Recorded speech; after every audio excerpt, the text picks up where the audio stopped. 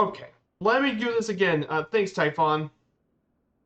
Okay, good afternoon, everyone. Great to see you guys here again. Good morning, good afternoon, good evening around the Flight Sim world. And we're back here at the state of Indiana. We're in Kilo Juliet Victor Yankee at Clark Regional Airport, just right outside of Sellersburg, Indiana today. We're back at my home airport in my home state, and I hope you guys are having a great rest of your day here on Friday. So for today's stream, we will be touring the U.S. state of Indiana. Um, so let's go ahead and check out our flight plan for today. It should be pretty simple, but I'll let you know about our home state. So yeah, it should be nice and fixed now. Let's go look at our load now. So let's go ahead and fix. Let's check up our map. I've just fixed it. Yeah, I was muted for a bit. My apologies, everyone. So we're gonna start here at Clark Regional. We're gonna take off here. We're gonna head west. We're gonna fly over my old college of Indiana University Southeast, and then check out and fly over nearby Floyd Knobs. Fly over my old high school here at Floyd Central, home of the Highlanders. It is my high school I graduated from. 5x5, great. Then from here, we're going to head northwest, 35 nautical miles. We're going to make our first airport stop of the day. We're gonna actually take a bit. We're gonna fly over French Lick, Indiana, known as a very well-known spa town back in the day. Most people know French Lick for being the home of Larry Bird, one of the most famous basketball players of all time. Then from here, we're gonna head southwest, and we'll reach to the small town of Santa Claus, Indiana, home famously the home of Holiday World, which is one of the best independent theme parks in the country, known for its collection of wooden roller coasters and, of course, its amazing water park. Then we're going to go continue southwest, reach back to the Ohio River. We'll be flying to the city of Evansville, the largest city in southwest Indiana. And then make our second landing of the day at Evansville Regional, Kilo Echo Victor Victor at Evansville. It's home to its own aviation wartime museum. It's got a P-47 exhibit. Then from here we head north and reach Vincennes, Indiana, on the banks of the Wabash River. Fly over the Indiana Military Museum, and then make our third landing. We go all the way to Bloomington at Monroe County Airport, Kilo Bravo Mike Golf, and we're going to be checking out Bloomington and visit Indiana University of Bloomington, the largest university in the state. Fly over quite a few of the state forest in the largest amount of forest in the state at Brown County, which is a beautiful area to visit. And then finally, we tour the city of Indianapolis, which is the capital and largest city in all of Indiana. I picked a few landmarks, including Lucas Oil Stadium, Victory Field, Gamebridge Fieldhouse, the Indiana War Memorial Museum, and overlooking the Indianapolis Zoo. And of course, no trip in Indianapolis will ever be complete without visiting the Indianapolis Motor Speedway. And our land today is Eagle Creek Air Park, Kilo Echo Yankee Echo. So that's going to be our flight for today. It's going to be a pretty simple flight, and we're going to be taking a pretty simple plane. We're taking the Cessna 172 today. You guys know about the Cessna 172 that hasn't already been said. It is the most popular plane in history. 47,000 of these things have been built. It can go up to 130 knots of speed. It can range of 600 nautical miles. There's nothing that the Cessna 172 cannot do. It comes with floats, skis, and much, much more. I mean, you can't go wrong with this plane. And of course, this plane is really easy to get started and get going. Battery, alternator, turn on avionics, mixture, working, goes.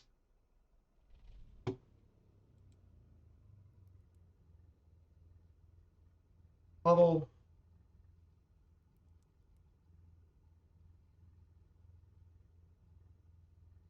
Here, and she's already gotten started. I mean, the Cessna 172, I mean, you don't really want me to do much.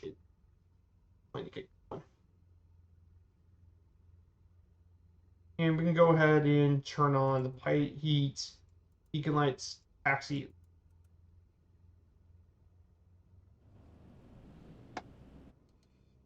There we go, guys.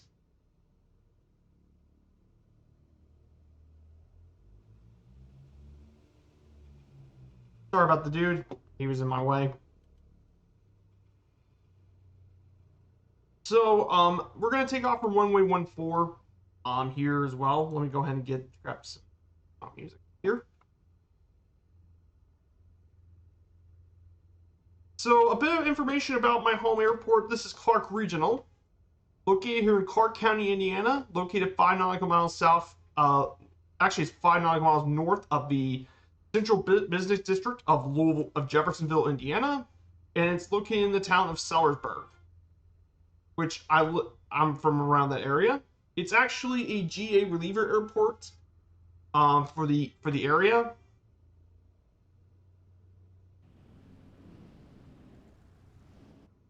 As well, and this airport's been in operation since 1981.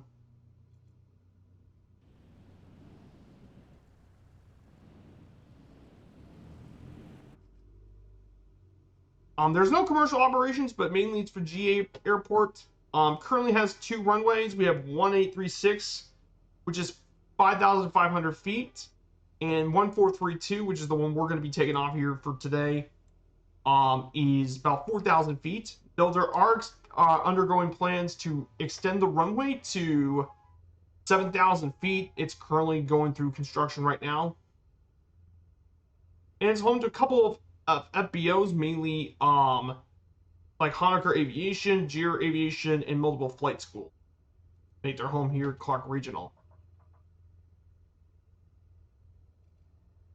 This is the default 172, friends all, and hello, Court. Good to see you.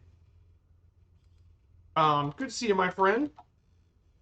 But yeah, I've been wanting to check out my home state for quite a long while. I haven't really flown much in my home state with GA. Again, I've mainly been doing Firefly Air stuff for FFA. So obviously that's taking quite a bit of my time. For the entire journey, our safe altitude for the entire journey will be 2,000 feet. Like I said, Indiana isn't known for being the highest state in elevation. And our first thing we're going to fly is 257 degrees. So I'm going to go ahead and set my head and set my heading.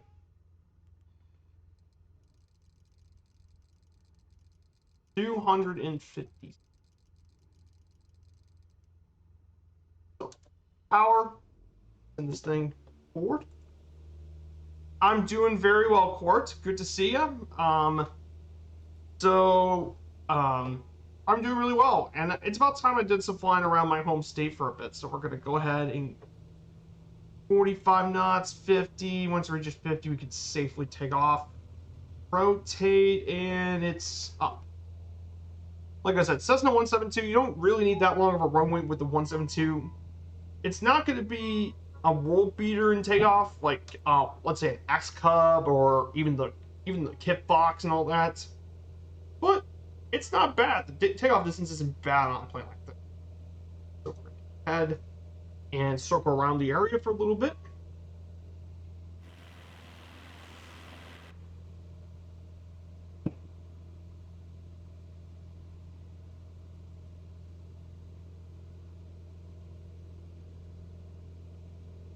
Here for a bit.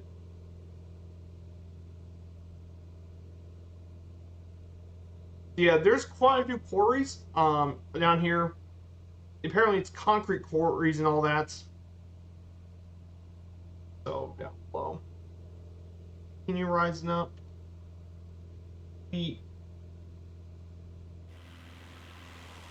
There's Red Dragon, he's with us.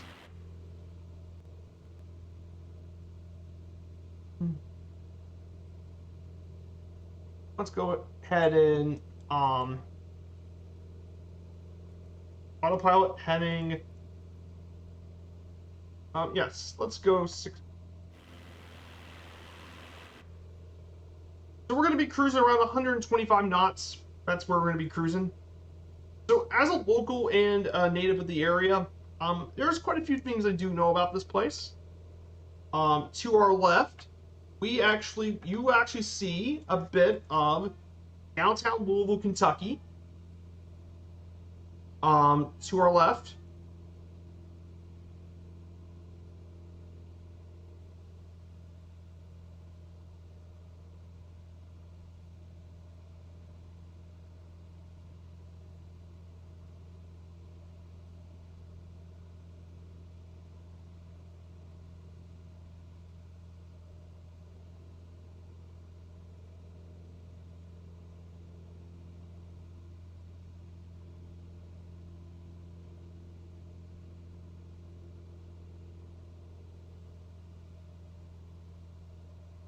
so there's that.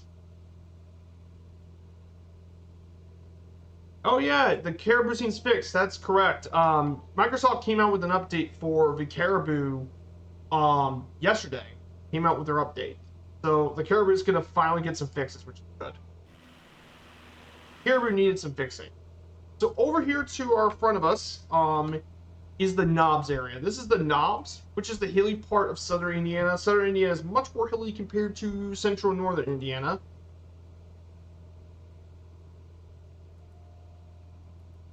So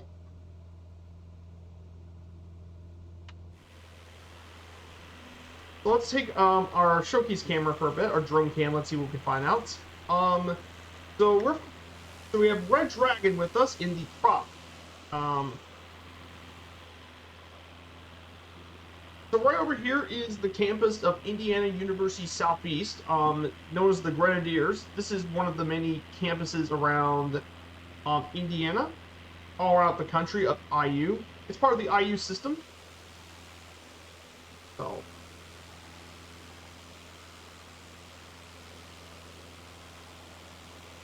So,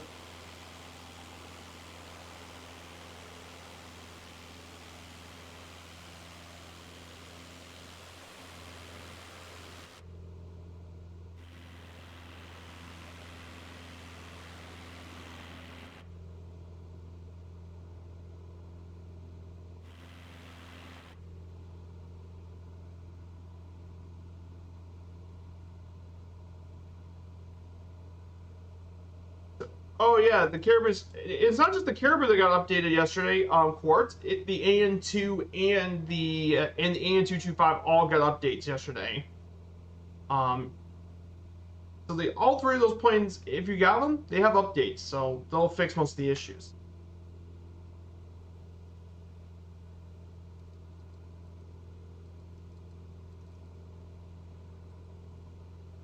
But yeah, there's where I went to school at. And yes, since this is part of the Louisville metropolitan area, there is photogrammetry here, which is pretty unusual compared to many other places in the areas. Okay, we're gonna go back to heading view, keep the 2000.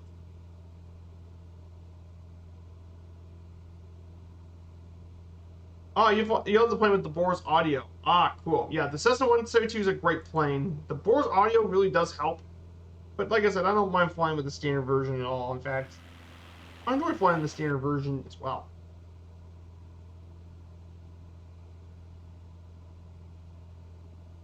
So next we're gonna head west into the town of Floyd's Knobs.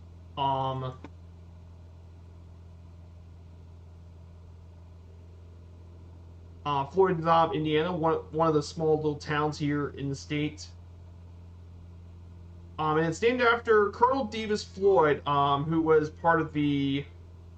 who was actually convicted of aiding Aaron Burr. He's and there was actually been around for a long time. But the thing I know about Floyd Knobs is this is where I went to high school at in Floyd Knobs. This is Floyd Central's the school I went to. I was graduated part of 2013, and it's actually a more recent high school built in 1967.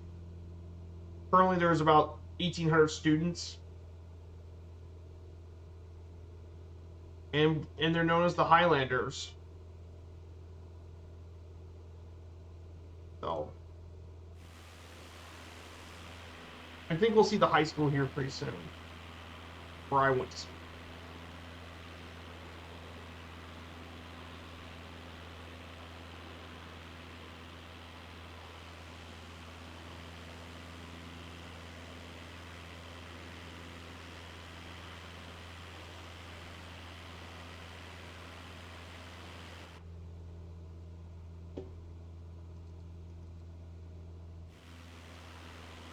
Here's all the little Floyd Knobs. There's Mount St. Francis is also in this area. Is Mount St. Francis,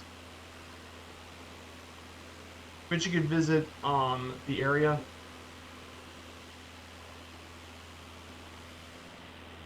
And here's the high school, Floyd Central. Unfortunately, it's just a generic building, but I can see the parking lots. There's the baseball and football facilities are down over here.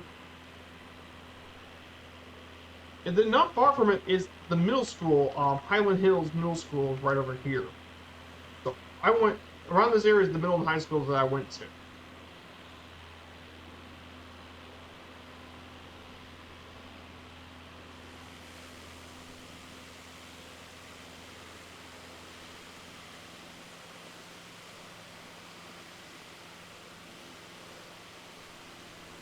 Definitely some pretty interesting.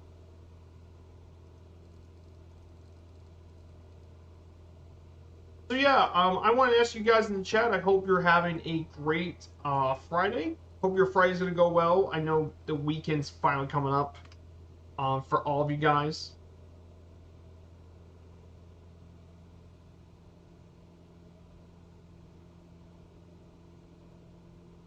So that's what we've been doing.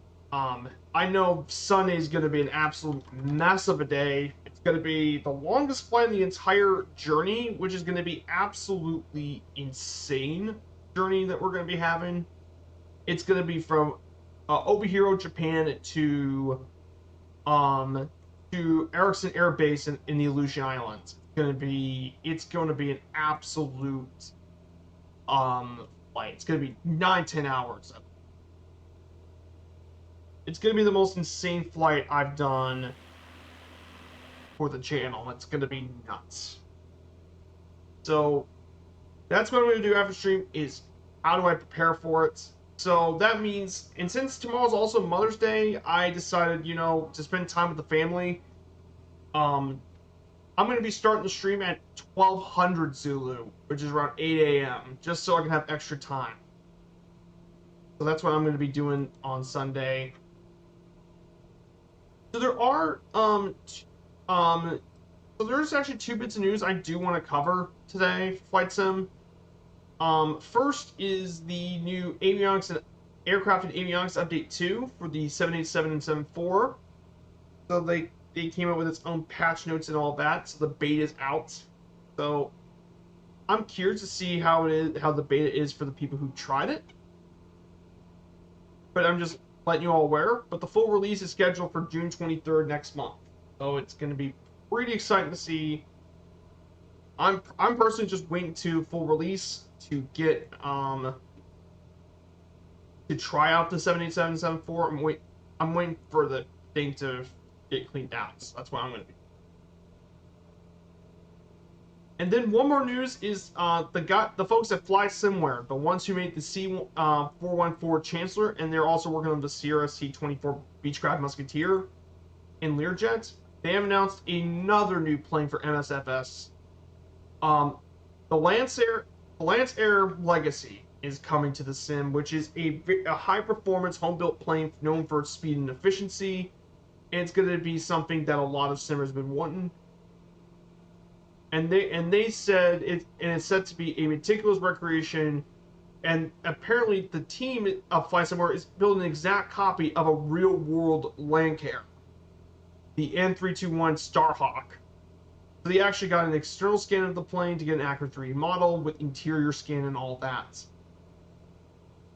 And they did share a couple of preview images as well. And I gotta say, this is definitely very exciting news because if you guys don't know about the Lancer Legacy, that plane is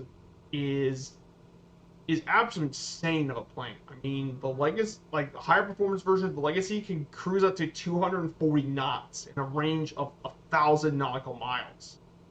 Those are pretty insane home built planes.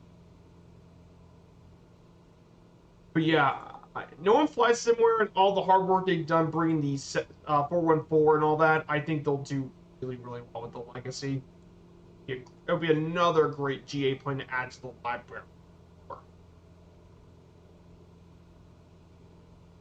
So definitely, those are a bit of the MSFS news I wanted to let you guys know.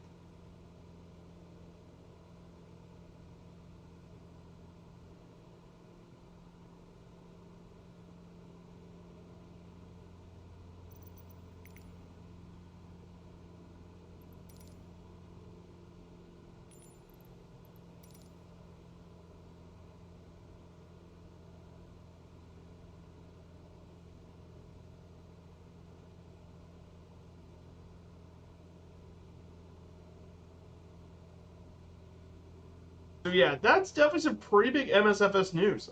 Especially with um, yeah, racing legacies past the 400 barrier. Oh yeah, definitely. Those planes are very powerful. Combined with their lightweight, they go really, really. So, about the home state I live in, this is Indiana. Indiana is the 30th largest state in the U.S. in area. It's actually the 17th most populous city in the country. It's located in the Midwestern United States. It is the 19th state to be ratified and admitted to the U.S. on December 11th, 1816. The capital largest city is Indianapolis, which we will be visiting at the end of our trip. But Indiana is bordered by four states: Michigan, Michigan to the north, Illinois to the west, Ohio to the east, and Kentucky to the south. Um, before European colonists entered Indiana, there have been various indigenous people that inhabited the area for thousands of years.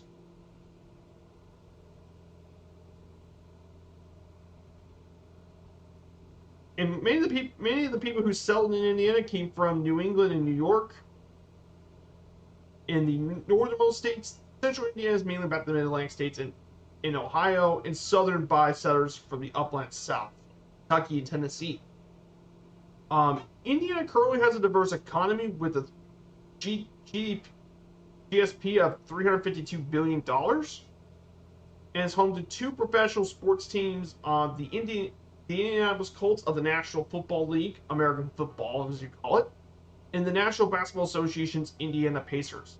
Of course, the state's most famous for hosting the Indianapolis 500, which is definitely a must-see racing event in the country. So that's just a brief overview about the state. In my Discord should be a video that goes into much greater detail than I could do. It should be under flight locations. You guys could probably know what I'm talking about. Um, but it goes through, explains everything about Indiana. Indiana definitely is a pretty unique state in many areas. It's geographically pretty unique, surprisingly.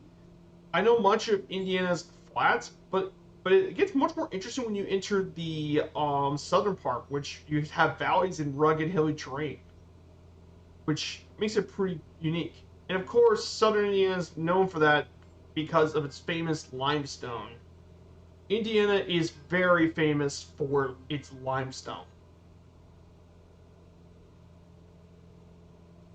And it's used in a lot of buildings, not just here in the states, like in Indianapolis, Gary, but it's even used nationally on many buildings, like the Biltmore State in Asheville, North Carolina, the Empire State Building, and even the Pentagon were made of Indiana limestone.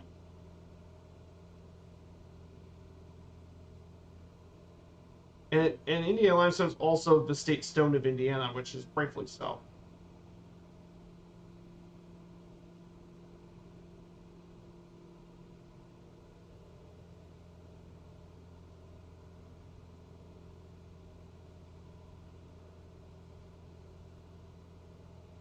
But But yeah, that's geographic geology-wise. That's one of the most important things about the state is definitely its limestone. Very, very, very high quality limestone. Indiana generally has a pretty humid climate, continental climate, with cold winters and hot, wet summers. But when you go more north, it actually becomes warm summer and humid as well. It gets a little colder when you get a little bit more further north compared to the south. Also, another climate thing you got to be careful about Indiana is tornadoes, as Indiana is ranked 8th in the list of the top 20 most prone states for tornadoes, based on National Weather Service data from 1950 to 2011.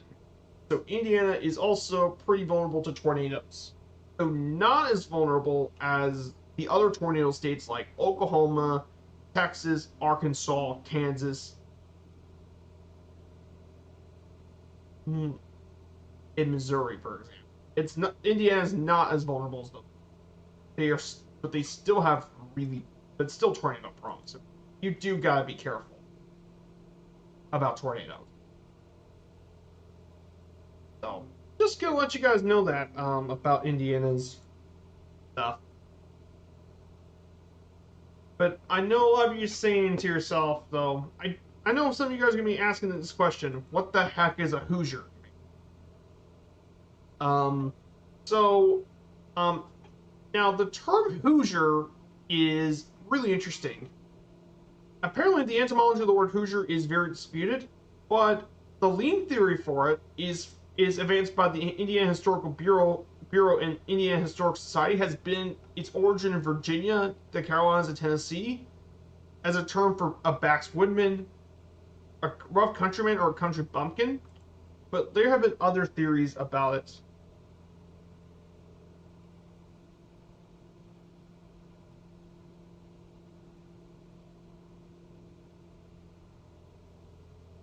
But there's been a lot of different terms for it. Some people say it might be tracing the word back to the Cumbrian Hoosier, meaning anything unusually large or known as high and hill.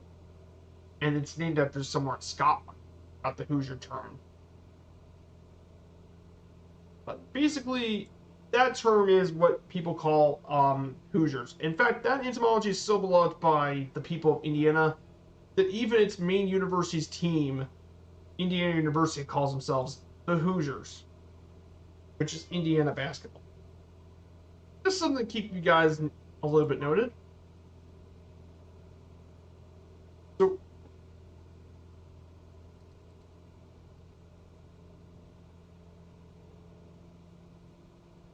so over here, we're going to be flying over Hoosier National Forest.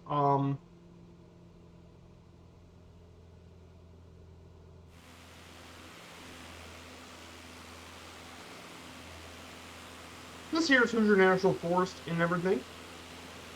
There's like a little airstrip to our left, like Gibbons Field. There's a little airstrip. So there are a couple of really interesting bush strips in Indiana. The issue, and there's actually a lot of strips on many of the farms that relate to Indiana, because well, Indiana's got lots of different farms and such. So oftentimes, and you have that's why Indiana has a lot of little bush strips around the state because there's so much farmland. You can easily get away with having little airstrips everywhere. So, hey, good to see you, Dougal McTavish. How you doing, my friend? I hope you're doing great. We're just exploring my home state of Indiana for a bit, Dougal. Just, if you guys don't mind, I'll give you all some information about my home state. So, great to see you, Dougal. I hope you're doing well. I mean, I really enjoyed the stream yesterday, Dougal, for the Shadows. They did really well, as always. Exploring a lot of California. Definitely a cool state. So, our first stop and first landing site is going to be here in French Lick, Indiana.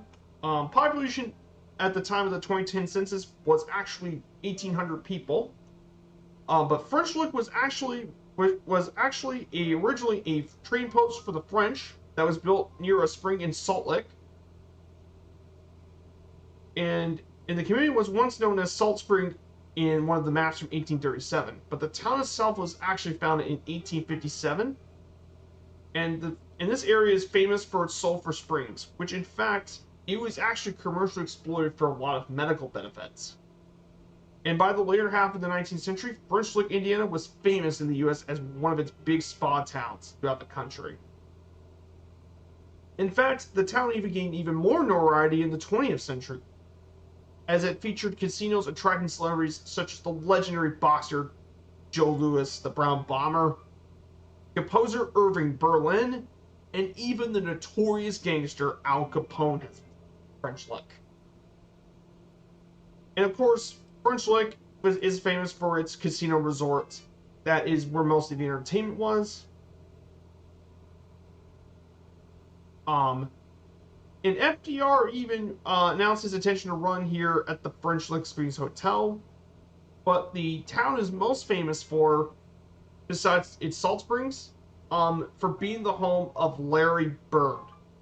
It's where he actually played high school at in Springs Valley High School, and his nickname, the Hick from French Lick, is still stuck with him today. And and for guys who want to know a little bit more about Larry Bird, basically he's a legendary basketball player who played for the Boston Celtics. Um, Played college at Indiana State, which was actually located in Terre Haute, Indiana. He almost led the Sycamores to a national championship until he played against Magic Johnson. And ironically, those two played in the NBA on the two biggest teams in the league that time: Bird on the Celtics and Johnson for the Lakers. And but Larry Bird was an amazing shooter. He he changed the game a lot with his shooting ability, but he could also play defense as well.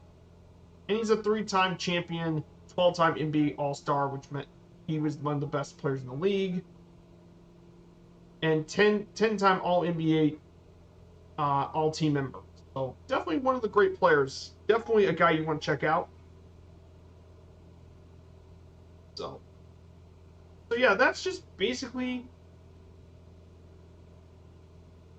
But, but, but yeah, that is just a little bit about French Lick. We're gonna be landing at French Lick Municipal Airport. It's gonna be a brief landing, but we're gonna land here at the municipal airport. It's a small GA airport here, south of French Lick, 5,500-foot runway, covering an area of 422 acres. Mainly it's GAs.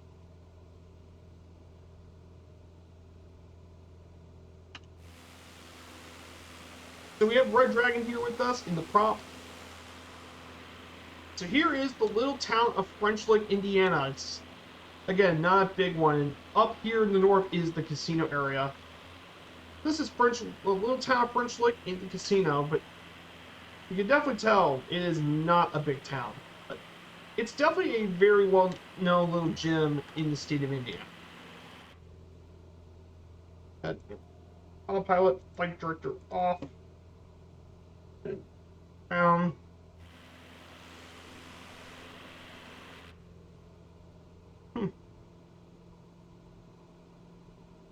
Yeah, I can't wait to fly as well. I'll try and purchase them all, scams not included. Oh, yeah, there's definitely a lot of them.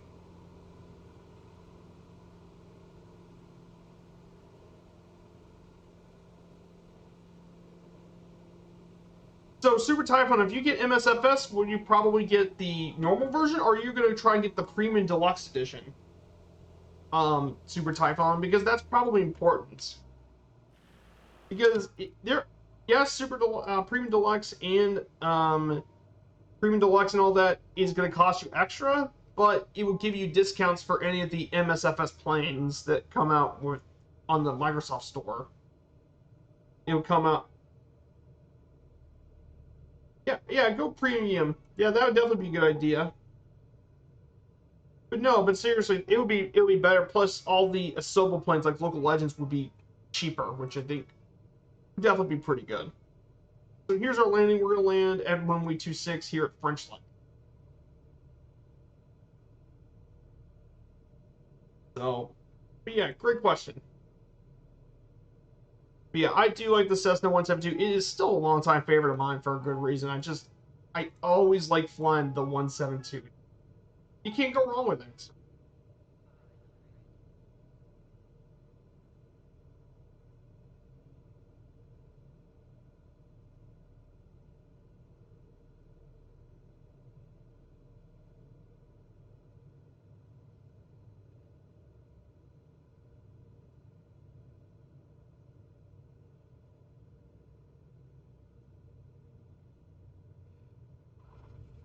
Beautiful. Unfortunately, I guess that thing isn't working on the stream thing, but it says I recorded the landing at negative 172 according to um, landing monitor, negative 172. So that is a good landing. So I'm here a little bit here.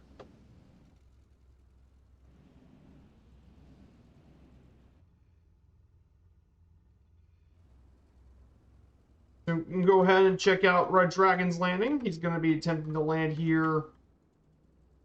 It's like I said, it's a pretty neat little GA airport right in the hills of southern Indiana. Definitely a very pretty area here in the state.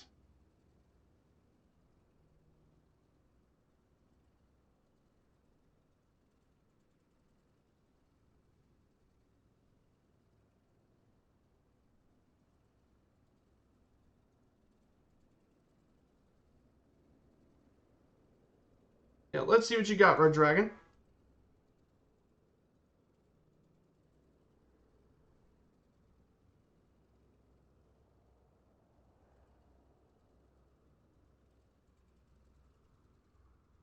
Beautifully done.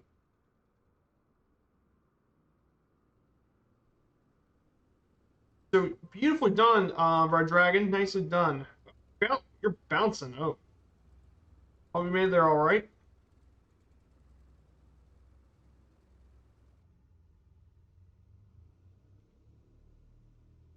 So, okay, now that we made it back here, I'm gonna go ahead and get taxied again. We're gonna, I'm gonna head back to runway 26 and get ready to take off once again. We're now gonna head to our next airport. We're gonna be visiting Evansville as our next airport. Is Evansville Regional. There's one particular interesting town I want to fly over for a little bit.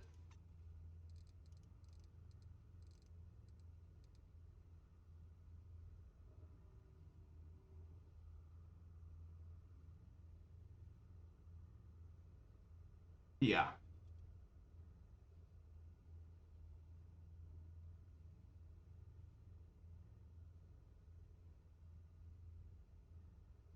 Mm,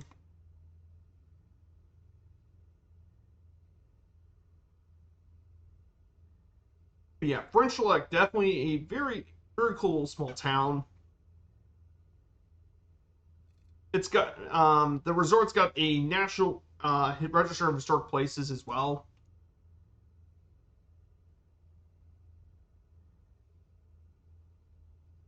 French Spring is also unique. It's got its own black baseball team from the 1912 to 1940. It's got its own black baseball club, French Lick Plutos.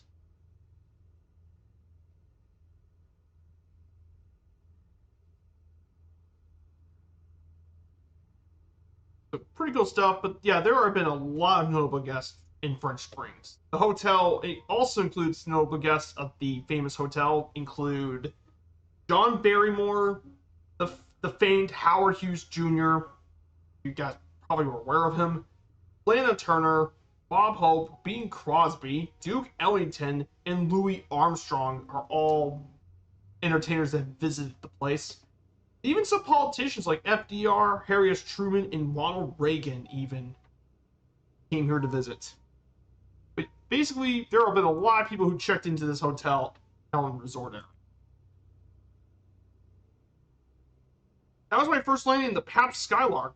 Oh, that's where you were flying, the Pap Skylark.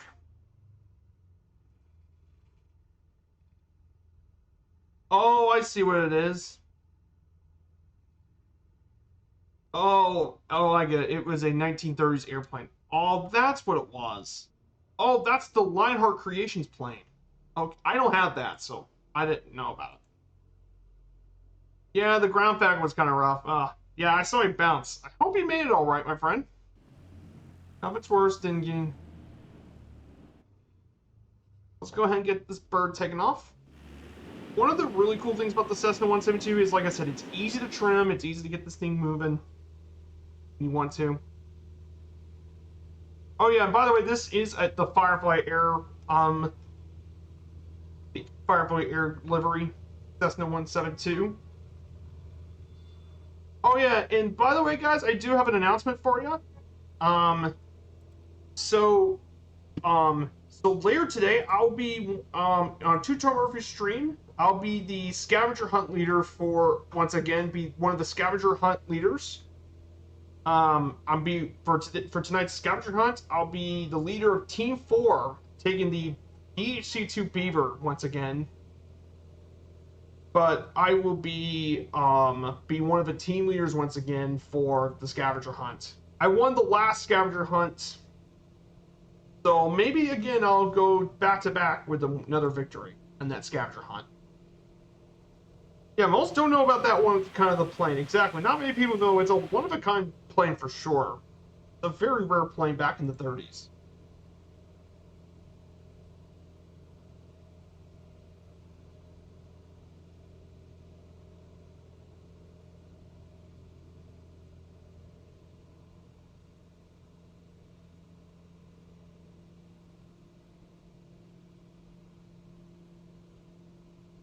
Yeah. I, like I said, not many people expect this part of Indiana to be kind of hilly, but it is true. Southern Indiana is a lot hillier than you expect it to be.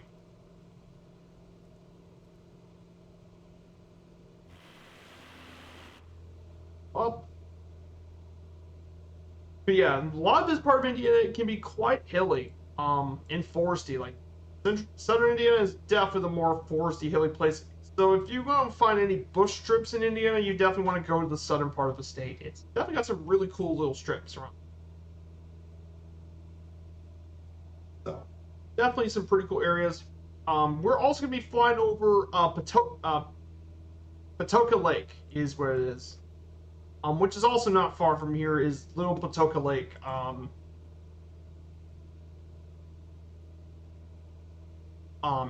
And there's quite a bit of things you could do here at Patoka Lake. It's very popular for photography, and of course you can find fishing with bass, bluegill, catfish, crappie, and walleye species. So you can do fishing competitions here, but you can also do disc golf, cross country skiing, boat ramps, archery range, hunting areas, and more. But it's definitely a really cool area to visit for the lake as well. So definitely a very, very cool little area in the state.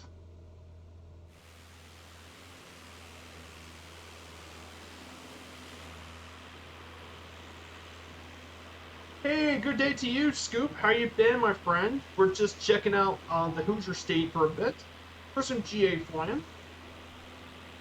We're mainly going to fly mostly in the southwest part of the state, and we're going to be heading up north to Indianapolis pretty soon. Check out the state capital. I'll give you guys a brief city tour.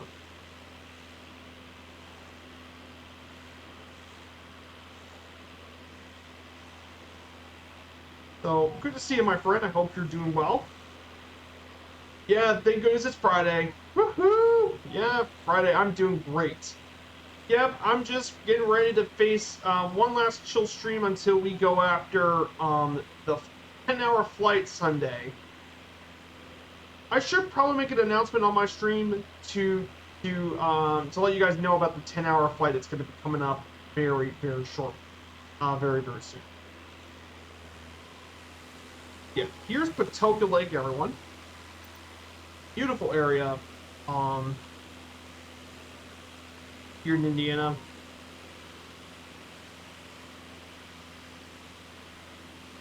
Absolutely pretty.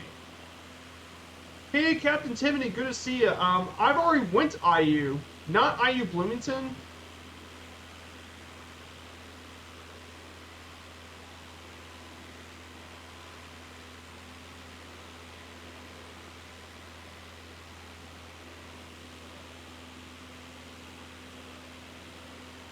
Good to see you, Captain Tiffany. I am actually already been to IU, mainly IU Southeast. We actually flew over IU Southeast. That's where I actually went to school at. Yes, I've been to IU. Just on the IU campus where I lived, IU Southeast. So it would be part of the same university system. I'm just live southeast because it is the closest to where I live. but it's one of the regional campuses of IU. There's that. Hey, no worries, Captain Timothy. You come here at a good time, my friend. Welcome on in, Captain Timothy.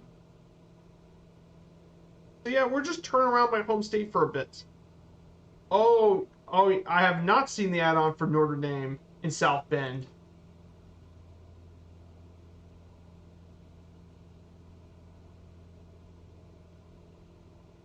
Yes, there is actually. It's an FSTO.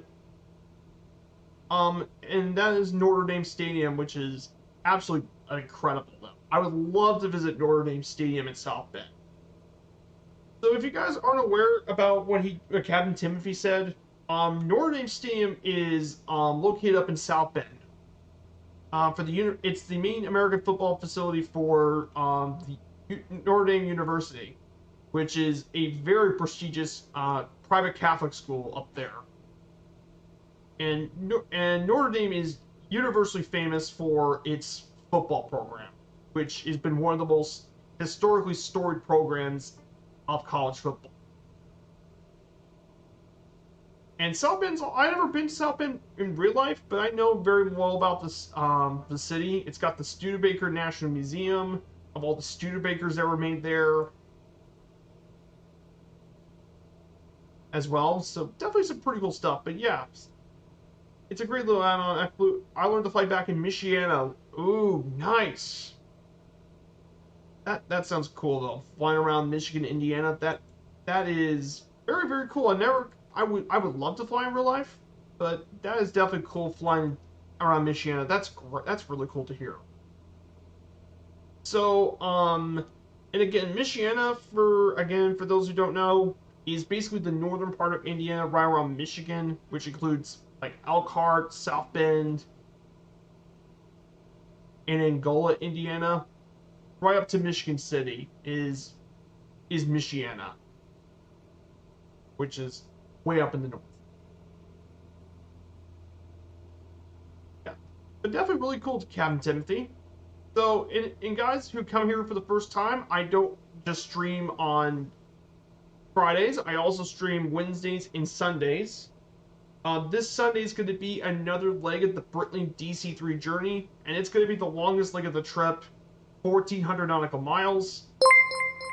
Captain Timothy, thank you for the follow, my friend. Thank you so much for the follow, Captain Timothy. Um, and it's going to be from Obihiro, Japan to Shimya Island in Alaska. We'll be taking the DC3 on the historical recreation done by Britley in 2017. This was their most difficult leg of the trip. It's gonna be icy weather at night and low altitude, so no room for error. And then on Wednesdays, I streamed the Firefly Air Operations for the two-term River community, and this is going to be mainly my airliner flights. And I'll be alternating between the 737 family and the ATR, but it'll be more once other airliners come out, like the 757 and the updated 74 and 787. Captain Timothy said, the Notre Dame scenery is the campus with the Golden Dome, Touchdown Jesus, and the Basilica. Awesome. Yeah, those are other very famous areas around the campus of Notre Dame.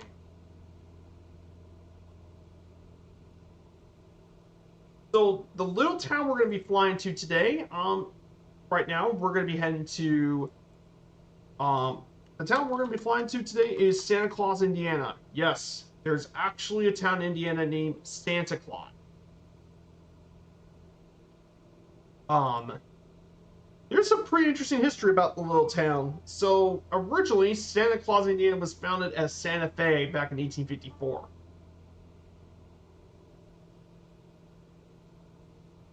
However, when they did a post office department, there was already another Santa Fe. So after a couple of town meetings, they actually did the current name Santa Claus is selected. So yes, there's actually a Santa Claus, Indiana. And as a result, Santa Claus, Indiana is the only town in the world to have a post office that bear the name of Santa Claus. So yeah, it's the world's only post office to bear the name of Santa Claus himself. And because of the name, the post office there receives thousands of letters to Santa from all over the world every year here in Indiana. And there's even a group of volunteers that ensures every child receives a reply from Santa Claus himself. And that's been a tradition back since 1914. So it's definitely very popular around Christmas time as well.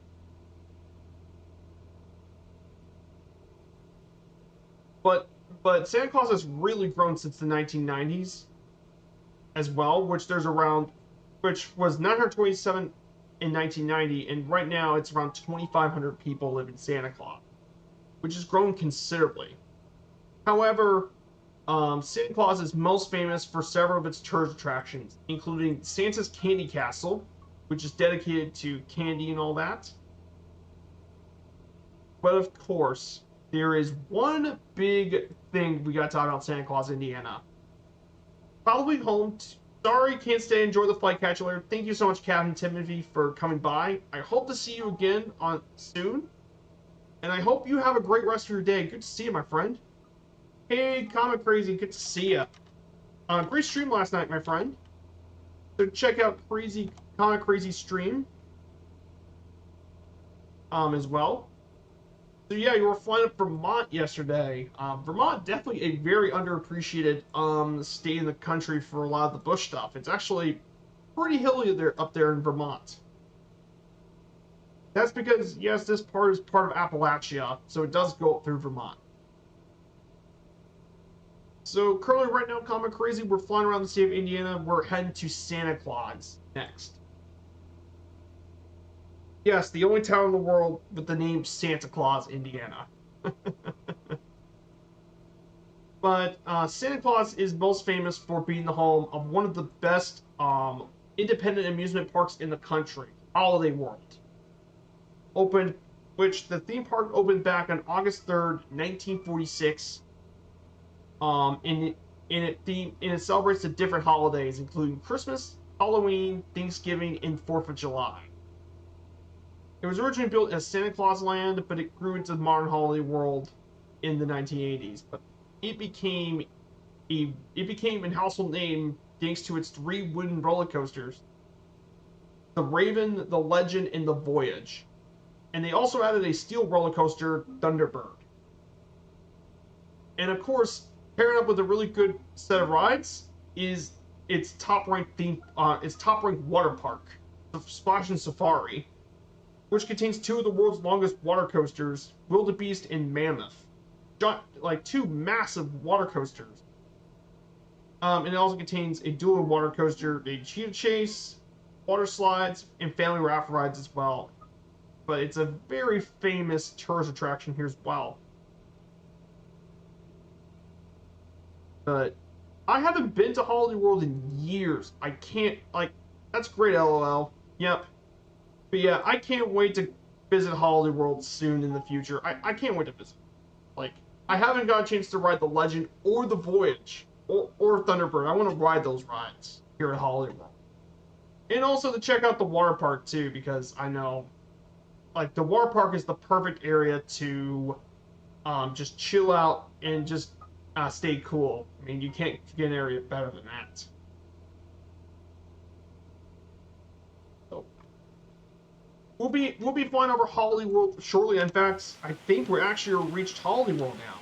So this whole area is Holiday World, everyone.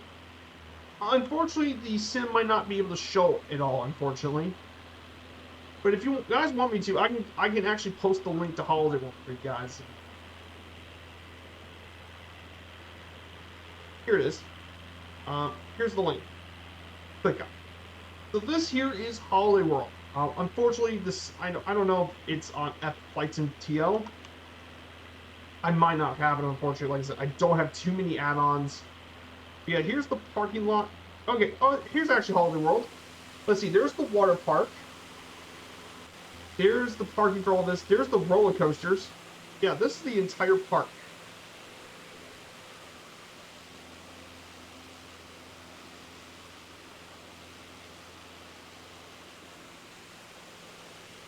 And then all this area is the lot. It's actually all the parking lots for the theme park. And of course, there's also a little lake. Christmas Lake is what it's called. There's Christmas Lake. I really need to get, really got to get back. 152.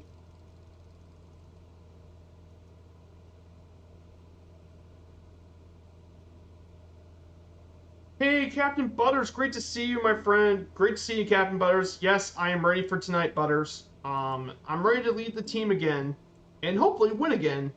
Because I won the last one, so I want to win again.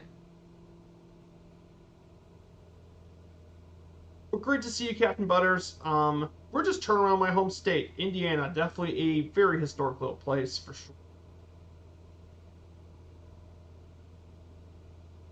Um, yeah, I have the link for Hollywood, but it's definitely a very cool place, and it's one of the three local theme parks that are around where I live.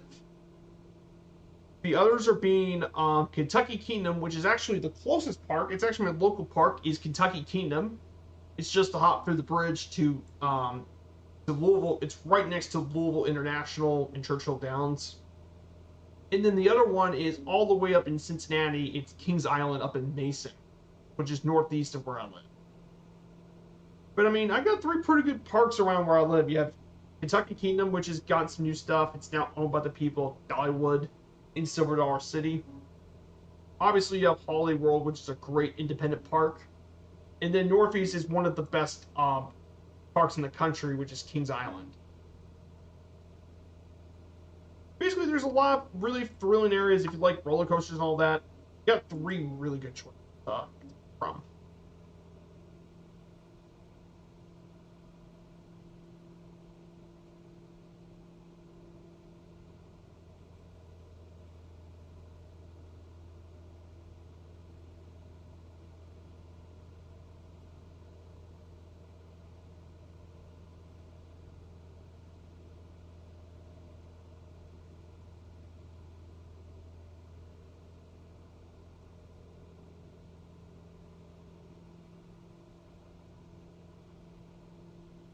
Yeah, great to see you guys. So, as always. So, some pretty cool facts as well. So we're heading up to Evansville next. This is our next city. But before we go, I want to talk about several Indiana, interesting stuff about Indiana. For one, Indiana's actually got home to several military installations and bases. The most well known is the largest is the Naval Surface Warfare Crane Division, which is located just 25 miles southwest of Bloomington. And it's actually the third largest naval installation in the world. Yes, Indiana, despite not being bordering any water, has one of the largest naval installations in the world, which is pretty insane.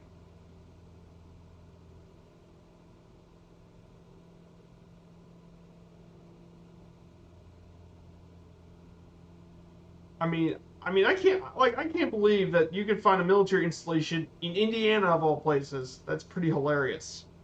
Outside of that, though, there's quite a few other places, including the Air National Guard at Fort Wayne and Terre Haute, the Army National Guard located in Camp Atterbury in Edinburgh, Indiana.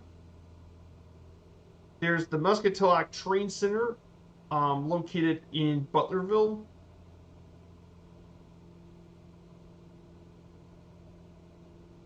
And then it's also home to two previous military installations. One of them is Grissom Air Force Base, which is located 12 miles north of Kokomo, which is named after, which is definitely was a very important uh, um, air base back in the Cold War era. Was a very important base for the KC-35 Stratotanker tanker wings.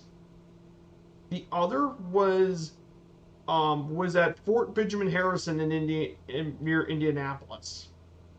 So there's quite a few military installations and locations around the states.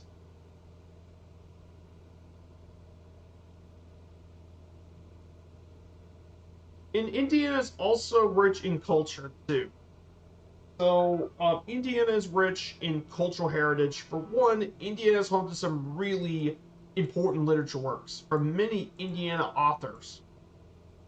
Um, in, And some of the most popular authors in the United States actually came from the States, like Maurice Thompson, George Age, Booth Tarkington, Theodore Dreiser, Edward Eggleston, Jean Porter, Lew Wallace, and Jacob Whitcomb Riley are some of the most famous people that came from the state of Indiana. And those guys produced some incredibly famous works. Lew Wallace, um, he created the book Ben-Hur, A Tale of Christ, which was actually the best-selling book of the 19th century, believe it or not, as a result. And that book actually then later spurred into multiple adaptations, including a stage play.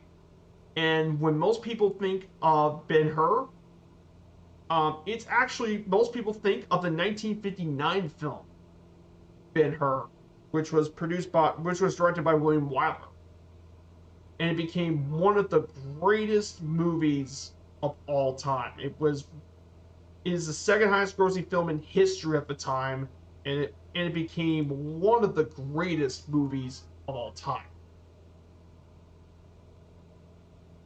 I mean, that movie was nominated for 12 Academy Awards and it won 11 of them, which is still the record. And Ben-Hur has still been one of the great movies of all time. That came from Indiana's golden literature. James Whitcomb Riley became a prominent poet, and he made Little Orphan Anne from 1885. And Tarkington, Thompson, Nicholson did many best-selling novels as well. But basically, Indiana from the 1880 to 1920 was a golden age of literature arts. Hey, it's Gohan. Good to see ya. Welcome on in. It's Gohan X. Great to see ya. From what I can tell, I looked in your profile. So yes, it's got the Colts. Go Colts. Woohoo! Go Indianapolis. Yes, I'm a Colts fan too. Yeah, great to see you. We're flying around our home state. We're heading to Evansville next. We're going to be heading up to Indianapolis later. We're going to be heading to Evansville first, and fly up to Vincennes, Bloomington, and then into Indianapolis. So we're just doing some GA flying around Indiana. We started back in Sellersburg at Clark Regional and flew to French Lick. So yeah, great to see a new face here. I hope you're doing well on this Friday afternoon. But yeah, it's great to be here as well.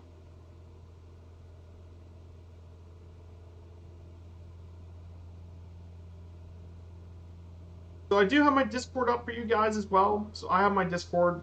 So if you guys like to check out the latest content up to my streams, feel free to.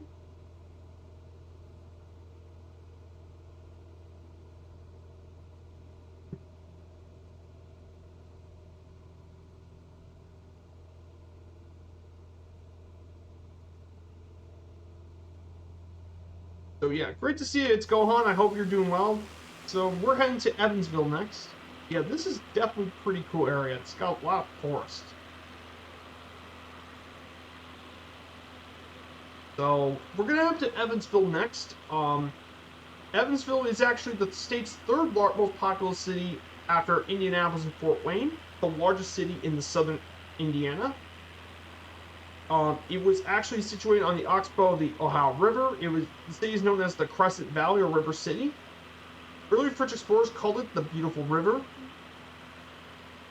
and has been a major regional hub in the area for trade, transportation, and utility. It's home to two NYSE listed companies for the stock exchange, Bear Global and 1A Financial. And it's home to the state's first casino, Bally's Evansville. It's also home to one of the state's oldest and largest zoos, the Mesker Park Zoo. It's also famous for being the home of the University of Evansville, a private school. But Evansville really grew during the 1830s with its large canal, the Wabash and Erie Canal.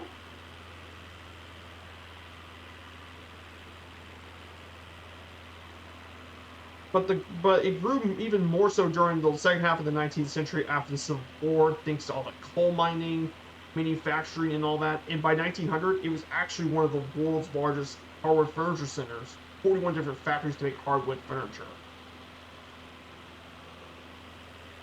Then, then it grew as a manufacturer for cars for Dodge trucks, but it really got the biggest growth in World War II era during the war. They produced a lot of the LSTs. In fact, there's actually an LST just right outside the city's harbor. You could actually visit one. It's a museum, but dedicated to the old LSTs, the Lane ship tank. And Evansville became the largest producer of these in the United States during the war. And the old Plymouth factory, which turned out those cars, they actually turned out more than half of the P-47 Thunderbolts that were built during the war. As Evansville produced 6,242 P-47 Thunderbolts, which is pretty insane that Evansville was a major manufacturing hub for the war. And then after the war, it became more for household appliances and farm equipment, including refrigerators and all that, like like Whirlpool, Alcoa, and General Electric.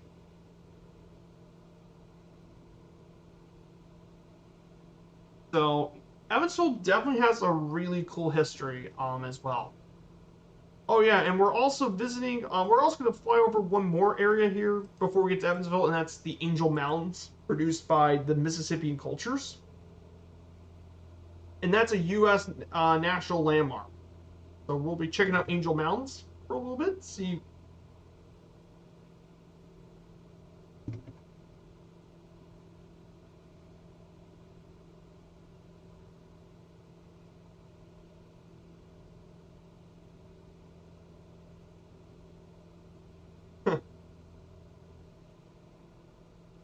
So I do get a little apologetic if I get a little passionate. It's just it is my home state after all, so I'd love to explore my home state.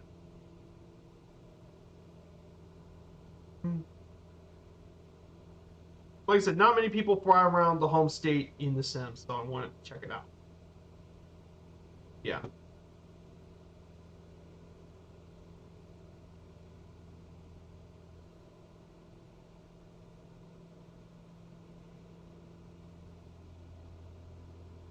So let's see who else is flying along. And by the way, this is a group flight, everyone. So if you guys want to join along, feel free to. We're in Southeast Asia. Oh, hello, Coastal Royalty. Good to see you. So we're flying around my home state. We're So right here is Angel Mountains Historic Site, which was built by the Mississippian culture back in the day. So, so here's Angel Mountains to our left. So there, here's the mountains, built back by the Mississippian settlement, and they did a lot of excavation around the mountains. Um, and it's definitely got some really cool stuff, mainly for the base and all that.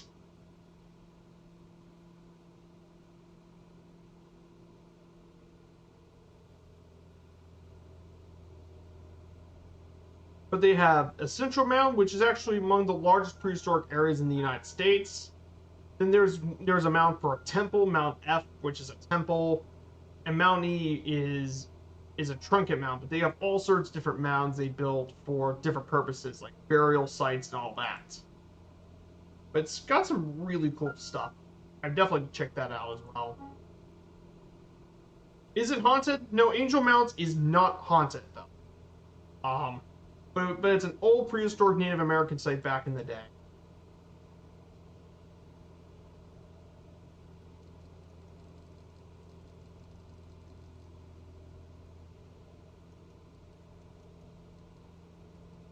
So here it is, guys. This is downtown Evansville, Indiana. It's also home to a couple of other places. Another museum that's worth checking out here in Evansville is LST 325, which was an old decommissioned Lane ship that was launched in 1942 and was commissioned from 1943 to 1946 with the Americans before being part of Greece in the 1960s, and the Greeks took it to 1999 as RHS Syros. and it was sold back to the United States in 2000 and has now become a museum ship. And it's a great place to learn more about Evansville's contribution to the war.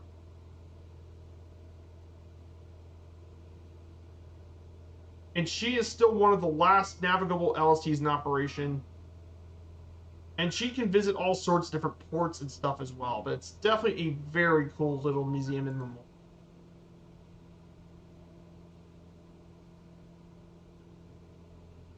Unfortunately, it's not in the sim, unfortunately, but I would like to. But I would love to visit the LST there. It's definitely really, really cool. And we're going to be landing at Evansville Regional on Kilo Echo Victor Victor,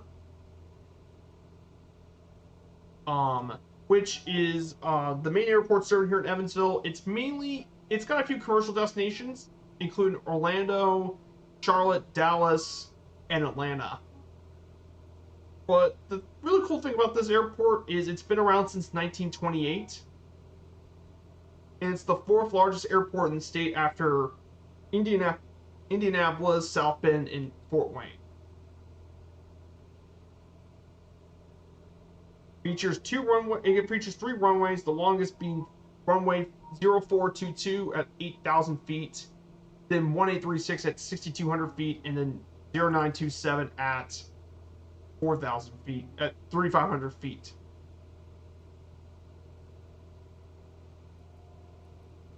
Let's go ahead. Yeah, here's Little No Evansville.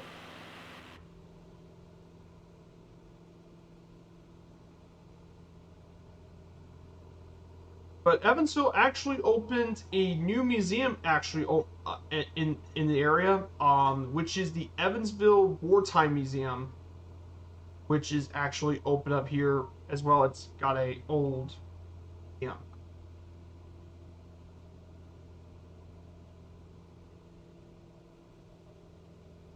It's located right in the airport, but Evansville Wartime Museum is focused on Evansville's military contributions during the war. Hey, good to see you. Which war? World War II, actually. World War II. Evansville was a very crucial piece of that war. Coastal Royalty. It's where more than half of the P-47 Thunderbolts were made. Were made here in Evansville, Indiana. And in the Evansville Wartime Museum, you can actually visit quite a few areas. You can actually ride on a Sherman tank. You can actually take a tank ride. You could ride on an actual Sherman tank, which is about $100 per person, and it'll be a 30-minute ride.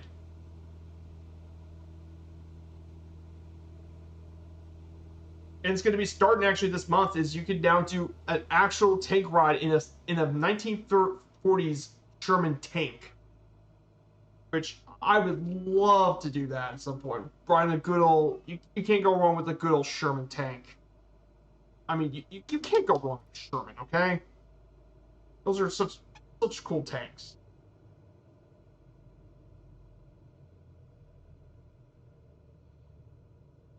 But in addition to this as well, the museum is also home to another prized possession in the museum, and that is their P-47, the Hoosier Spirit 2 P-47, which was built back during the war.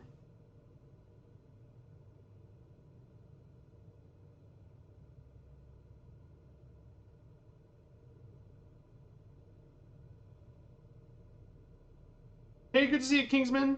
Great to see you. What university is Evansville, Indiana? Not Evansville University. It's University of Evansville. Um, it's actually University of Evansville is one, but it's actually, I believe, is University of Southern Indiana.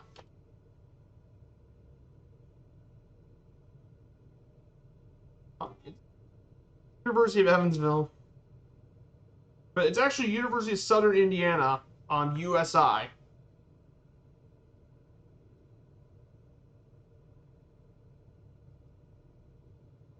Home of the Eagles. Home of the Screaming Eagles of Southern Indiana University.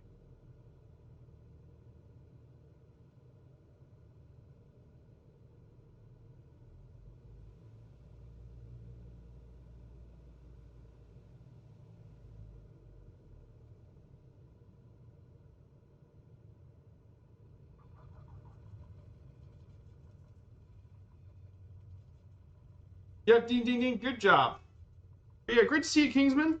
We're just traveling around my home state for a little bit. So I mainly thought this is where the main GA stuff is located here at the airport. Yes, technically I'm not supposed to be on the grass, but so we actually got 2 more land sites after this. We actually got 2 more places we're going to be landing first.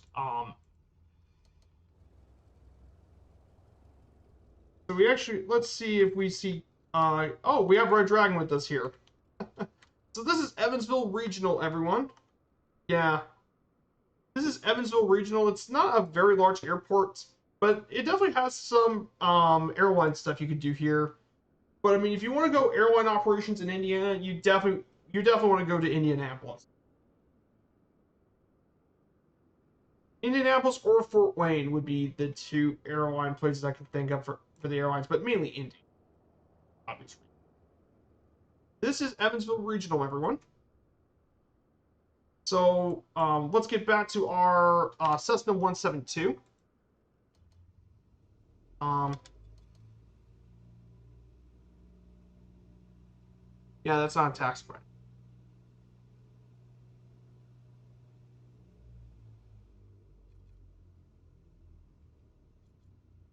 So, but yeah, University of Southern Indiana is actually the public university for the area as well, the Screaming Eagles. I know someone who's been to Southern Indiana USI, so definitely very.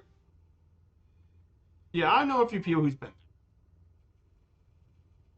So we're gonna go to our next. We're gonna go ahead and get this thing in the air and make our way over from Evansville, and we're gonna make our way up to Bloomington, Indiana. It's gonna be our next.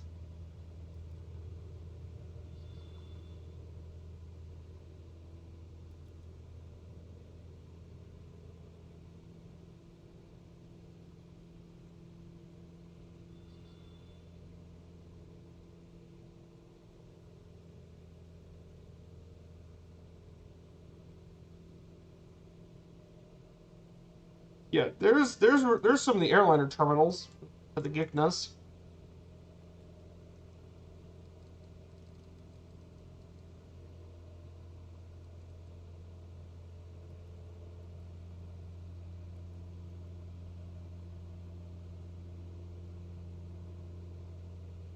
Yeah, K90. 2 minute break for me. Be right back. No worries, Red Dragon. See you in a bit. So we're gonna climb up to 2,000 feet again.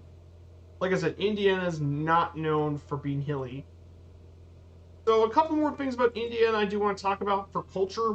One of the biggest things that Indiana is known for is sports. Sports are a huge deal in the state, are a pretty big deal in the state. Indiana is rich in both professional and collegiate sports.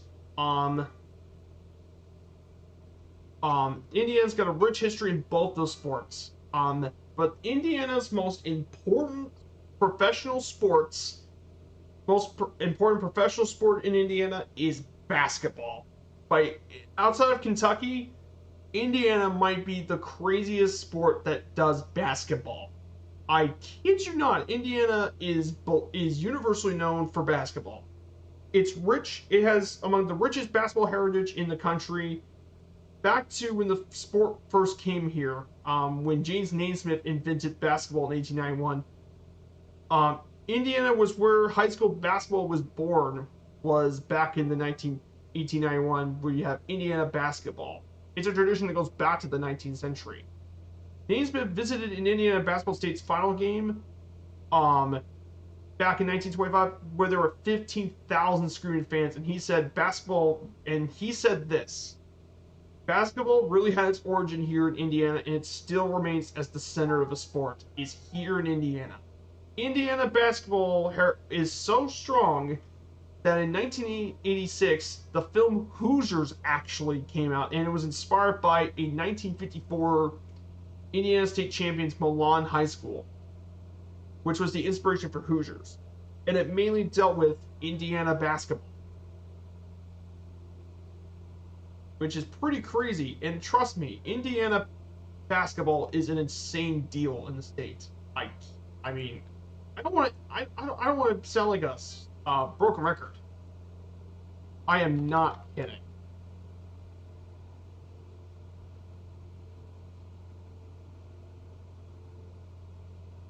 I mean, it's absolutely insane. In fact, some of the largest high school basketball gyms are in the state of Indiana. Funnily enough, in fact, all but one of the top 14 largest basketball gyms in the state of Indiana, actually all but two of the largest basketball arenas in the U.S. are in Indiana. The largest is actually in Seymour, which is not too far actually from where I live, and their capacity is 8,000 people. 8,000! I mean, 8,000 is good enough for many areas to be a minor league basketball. You think it's a minor league or even a college arena? No, that's high school. Oh, don't sign basketball. Oh, sorry about the Suns. Sorry about the Suns, my friend. Oh, poor Phoenix. They can never catch a break. Hey, at least you don't have to watch the Pacers and Magic have to rebuild. I watched both the Magic and the Pacers. Those are my two teams. At least your Suns made the playoffs. I have to watch the Magic and Pacers have to rebuild. So there's that. Great to see you, Mongo. But yeah, Indiana basketball is absolutely insane. And I mean, Hoosiers is definitely a great sports film. Definitely, if you want to get to know basketball in Indiana, definitely check out the film. It's fantastic. Outside of that, though, in continuing on with basketball, as of 2013, Indiana has produced more NBA basketball players per capita than any other state. And Muncie has produced the most NBA players per capita of any American city. And of course, there are some very famous basketball players. And of course, Indiana has its own professional basketball team, the Indiana Pacers. They play in Gainbridge Fieldhouse in Indianapolis. They're relatively young. They're one of the older teams since 1967. In addition to the Pacers, Indianapolis is also home to its own American football team, the Colts, which actually originally came back from Baltimore, but they relocated back to Indianapolis in 1984 in a pretty infamous incident for many Baltimoreans, unfortunately.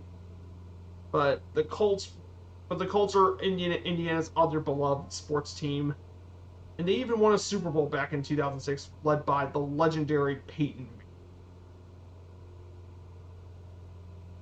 Yeah, I do agree. That is amazing. Indiana's got absolute crazy for basketball. And Indiana's got a long history of that. Though there are other professional clubs, both professional and amateur teams. They got a couple of minor league teams like the Evansville Thunderbolts ice hockey team, the Indy 11 of the USL, which is the second league below MLS. And it's even got a women's basketball team, the Indiana Fever.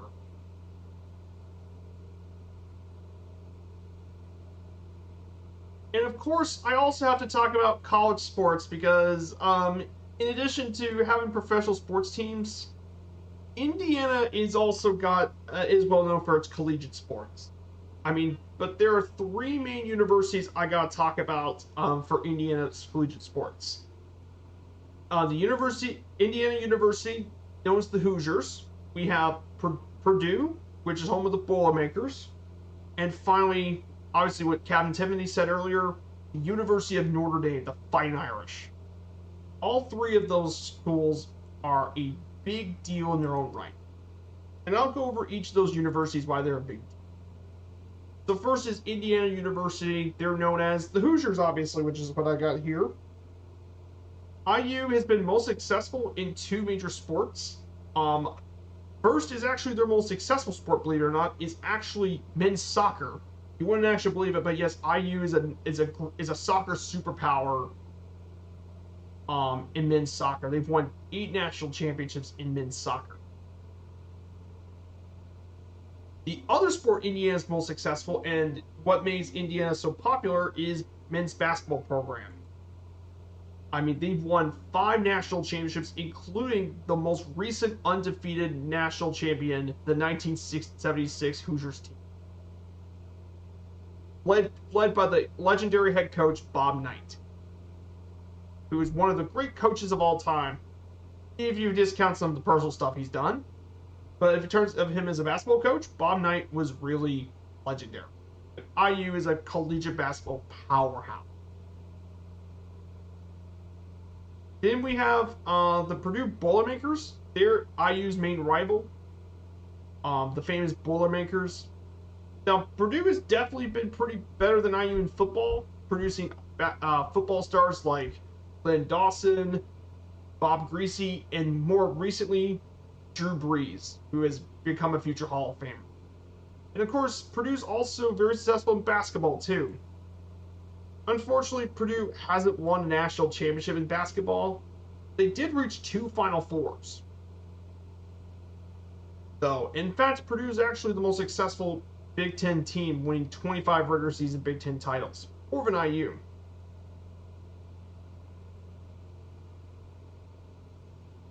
And finally, Notre Dame, which, the Fine Irish. Hey, good to see you, Flocks. Oh yeah, I haven't forgotten about it. Yes, Bobby Knight throwing chairs. Yes, I still remember that. I watched clips of that. Bobby Knight is absolutely a competitor. People forget how much of a competitor Bobby Knight was. He was not afraid to let his temper go. He's very competitive. Woody Hayes took the cake, but that was Ohio State football. Exactly. Oh yes, Hoosiers is fantastic. Fox. Good to see you. Check out Fox's channel. He's a great friend of mine. And finally, we have to talk about Notre Dame football. And finally, Notre Dame's known for quite a few programs, including lacrosse, and basketball. But Notre Dame is famous worldwide for football, for American football. Notre Dame is one of the most prestigious college football programs in the country, and they've been around since 1887. But Notre Dame is God. They claimed 11 national championships, and 11 more that are currently unclaimed, but Notre Dame is universally famous. But the thing that really put Notre Dame on the map was the legendary head coach, Knute Rockne, who would win 105 games during his time at Notre Dame, winning 3 national championships, 5 undefeated seasons, and had some of the greatest players of the era, like George Gipp, and the infamous The Four Horsemen of Notre Dame, producing some of the most famous football players of his era. But Notre Dame was a legendary program. They also had tons of other players like Lou Holtz and Frank Leahy, for example. But they had some legendary players to play for them. They got multiple Heisman Trophy winners like Paul Hornung, Tim Brown, and they've had so many college football Hall of Famers to pick from, and they've had so many Notre Dame players in the NFL, including, not the least for the Pro Football Hall of Fame. They include Curly Lambeau, Paul Hornung, Alan Page, Joe Montana, Jerome Bettis, and Tim Brown, and they still got tons of great NFL players, including Zach Martin, Quentin Nelson of the Colts, and Harrison Smith of the Minnesota Vikings. But yeah, Notre Dame is universally famous for football. Oh yeah, the Miami Dolphins. Ooh, yeah, the Miami Dolphins. Yes, the Miami Dolphins are pretty good this year. The Fins, they've been good last year. The thing I'm most worried about the Dolphins, Kingsman, is Tua Tagovailoa. I'm worried about Tua's health because he went through a lot of concussions. And if you know anything about concussions sort of stuff, it's rough. He's gotten quite a few concussions, unfortunately. But Tua's a really good quarterback, though. Tua's good. He had a great season last year. Yeah, the Dolphins, unfortunately, the Dolphins were the last team in the NFL to have a perfect season. back in 1972. They were the last team to win a Super Bowl undefeated. And the Dolphins have so many pretty iconic players. From Bob Greasy and Larry Zonka to Dan Marino, Paul Warfield, and then the modern day players like Jason Taylor and Zach Thomas. Those are really good players. And of course, you can't forget about Don Shula, who I think if you put someone to be the face of the Dolphins, it's.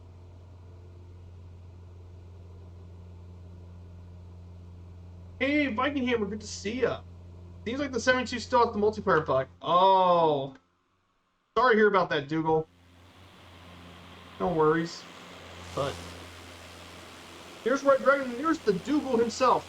I actually heard in the news, Dougal, for the Spits, they're gonna come up with the updates. Oh, you liked him since the Marino era. Nice. In fact, growing up, I always liked Dan Marino. He was my favorite Dolphin. I still have a soft spot for the Feds. And that's because I really like Dan Marino. Such a cool guy. Unfortunately, he could never win a Super Bowl, unfortunately, but I don't know how Dan Marino slipped to number 27, despite being the fact the Steelers and the Jets both passed on him. Like, why would you pass on someone like Dan Marino? Dan Marino accomplished everything you could ask for, except for a Super Bowl title. The only thing that alluded to him, I don't know why he lost in 1985 in the AFC title game. Why? I mean, if it was anyone to beat that 1985 Bears team, it should have been the Dolphins. But no, I always respect Dan Marino. He had a really cool foundation and stuff as well. And Dan Marino did a big part of his own autism foundation too. And he has his own autism foundation as well. Yeah, Dan Marino definitely. Yeah, the sounds need to be worked on. Yeah, but he has his own foundation. Dan Marino, definitely a cool guy. Hey, Don O'Reilly, good to see ya. What would be cool? I'm considering buying for the Jaguars versus Falcons. Ooh, this should be good. Oh, that should be a good one, Red Dragon. Yeah, there's going to be a couple games in London this year. Oh yeah, speaking of which, the NFL schedule came out today. I think the Colts might get pretty good. I'm worried about Anthony Richardson. I hope Richardson pans out because, like I said, the Colts got a 4th overall pick on Anthony Richardson. But I think next year's going to be much better for the Colts next year. The thing I'm worried about, I think at worst, I think at best, if the team plays right, I think hopefully we get second in that division. But I mean, I don't think the Colts are going to get past the Jaguars. Jacksonville's really good. Trevor Lawrence is really, really good. And Jacksonville looks to be a really good team. Jags are going to be very good. The Falcons are an interesting team. They just got Bijan Robinson in the draft and a couple other players, and the Falcons almost made the playoffs last year. It should definitely be a good one. So definitely very, very good. And in front of us is the city of Vincennes, Indiana, is in front of us. It was actually founded by French fur traders back in 1732. And it was named after Francois Marie Bissot Sieur de Vincennes, which is what the city is named after. And it's actually the oldest continuously inhabited European settlement in the state. Originally part of the French, then it became part of the British after the French and Indian Wars.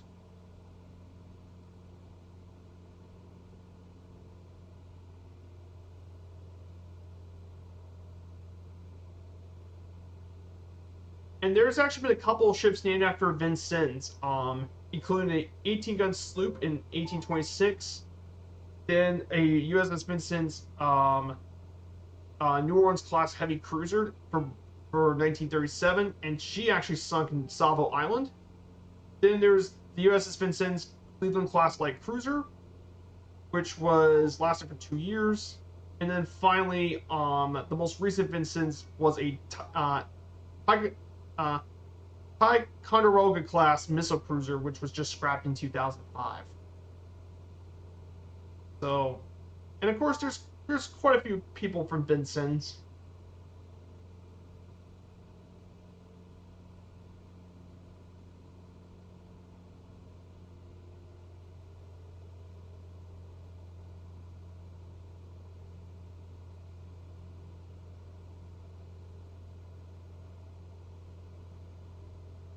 But yeah, definitely the Jaguars Titans, that would be really cool. I have only been to one NFL game, unfortunately, which was back when Andrew Luck still played.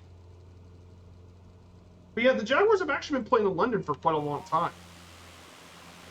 So here's Vincennes, Indiana, little Vincennes on the banks of the Wabash. Um, Here's the Wabash River.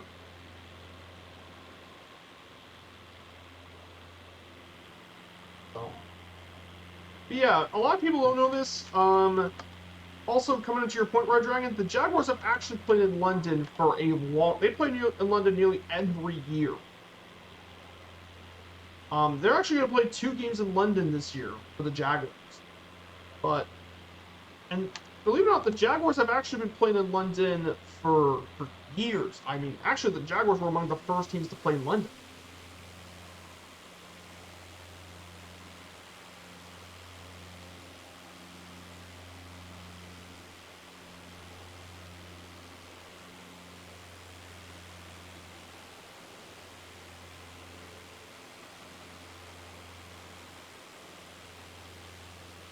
That's why I consider Jacksonville to be London to be the second home of the Jaguars.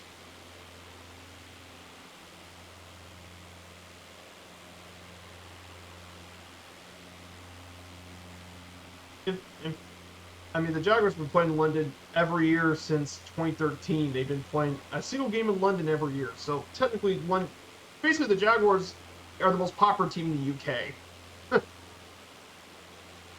Oh yeah, definitely. The NFL's gotten a lot more popular in the United Kingdom, as well. But yeah, that would be really cool to check out. But yeah, it should definitely be a good game. Jaguars and Falcons are going to both be pretty good.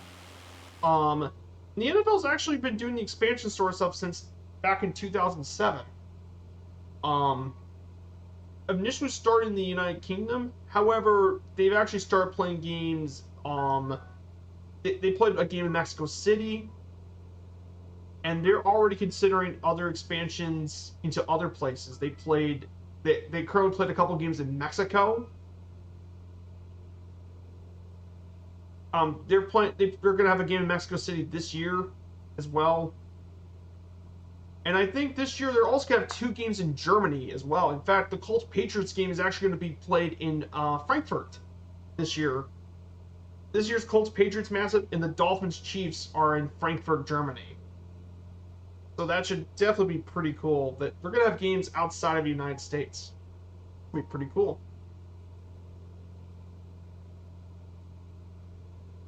How you been doing? I've been doing good. Sorry, I was playing around with Warzone.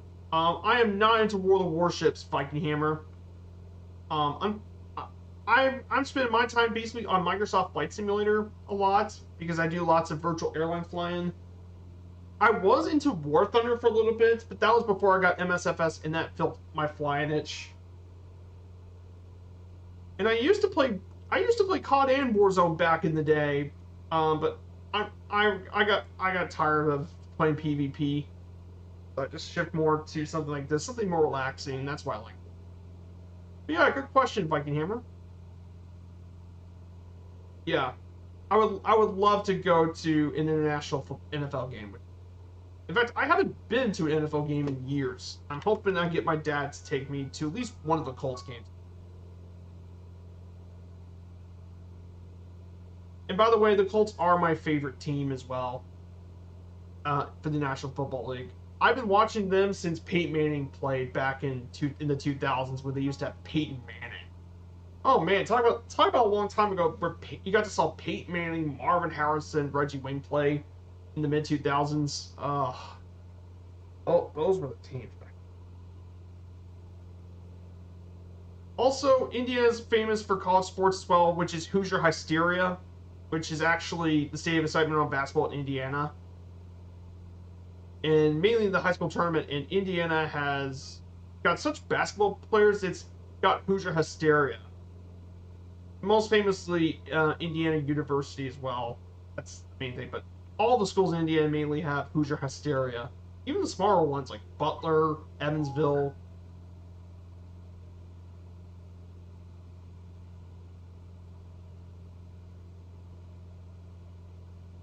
And of course, Indiana's got lots of basketball stars from around the area. I mean, both men and women have been around Indiana natives and all that. But outside of those sports, Indiana's also very famous for motorsports. Obviously, you have the Indianapolis 500, which is no question. Located at Indianapolis Motor Speedway, which we will be visiting pretty soon. But it's also got the world's largest prestigious drag race, which is the NHRA US Nationals, which is located at Lucas Oil Raceway Park in Claremont, which is the world's largest and most prestigious drag race, and home to other racing events too. So Indiana's got some pretty big sporting traditions too. The 49ers and Colts don't play each other this year yet.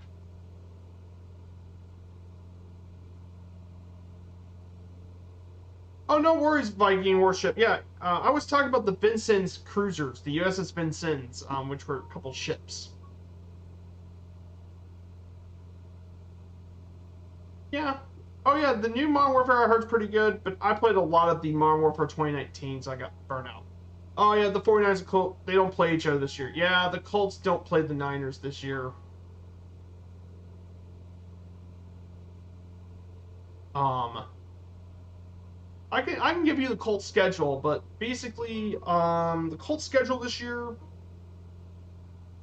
I mean, the Colts are gonna have a game in Germany this year, but I mean, the Colts in the regular season gotta play the Jaguars on Sunday afternoon, then at Houston, which I definitely think the Colts could probably win at Houston. Then they have to play. They gotta play Lamar Jackson at Baltimore. It's tough. I mean, I as a University of Louisville fan, I'm a massive fan of Lamar Jackson. But it's also my hometown Colts.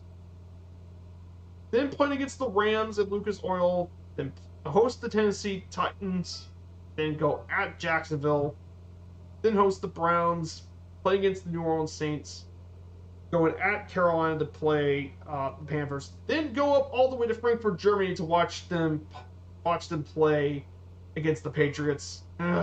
Even out Brady, the Patriots are still one of our bigger rivals. Then play against the Bucks, play at the Tennessee Titans, then go to Cincinnati to watch Joe Burrow destroy the team. Play Pittsburgh, go at Atlanta, and finally end the two seasons with the Raiders and the Texans. Yeah, it's gonna be a tough road. I definitely think the Colts would definitely do better than last year. I miss Andrew Luck. So I completely understand why Andrew Luck did retire, though. I'm absolutely a fan of Andrew Luck. It's just he had a lot of stress because he did not have a great offensive line to protect him. Unfortunately, they didn't have really much of an offensive lineman to protect them. But Luck, when he was healthy, Luck was really, really good. When healthy, Luck was one of the better quarterbacks in the league. It's just he's had struggles with injuries and he just and it was just he had so many injuries and all that, but yeah, it's been rough. But eventually, it turned out that he had a lot of issues with his wife, Nicole, and they actually choose marriage over his career, which I can respect. Choosing the person you love over the sport's tough, but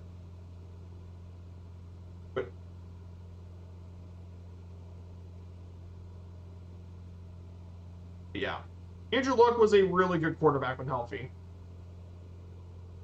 But when I was younger, Gregor, yeah, I respect that decision too. Like I said, there have been quite a few players who retired early, but I respect their decision. Like, it's been tough for the Colts. I mean, they had to deal with A lot of they had Jacoby Brissett 1 year. That didn't work. Phillip Rivers was good and took the Colts to the playoffs, but then he retired. And then the team had Carson Wentz, which did not turn out well. And then last season they went with Matt Ryan, who has been clearly out of his prime. Ugh. Which, yeah, the last few years the Colts did not do good.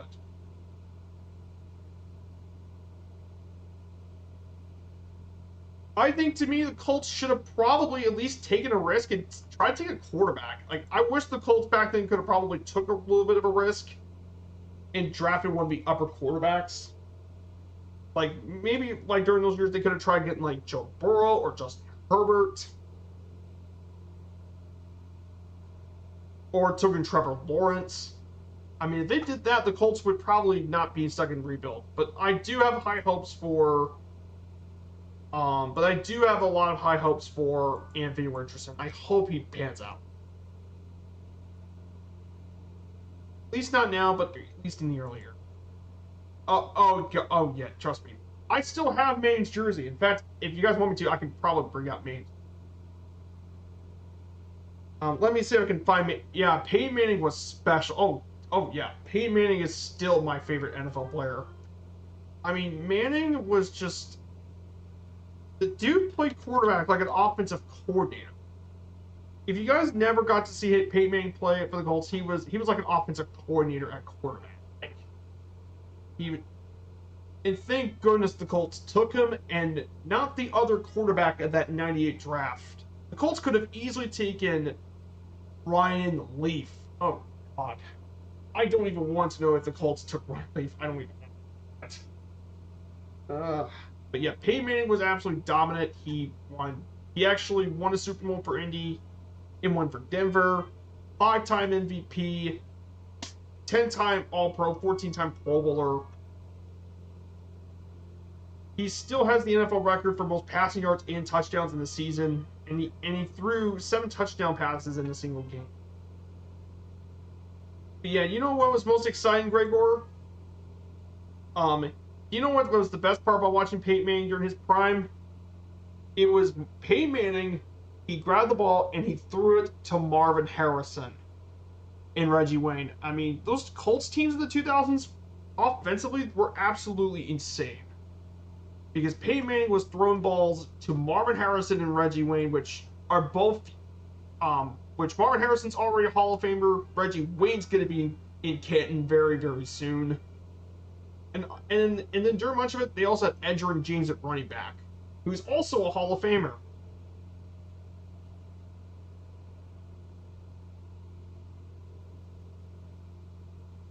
And Edgerrin James is now in the Hall of Fame, so the Colts offense had 4 Hall of Fame caliber players. Insane.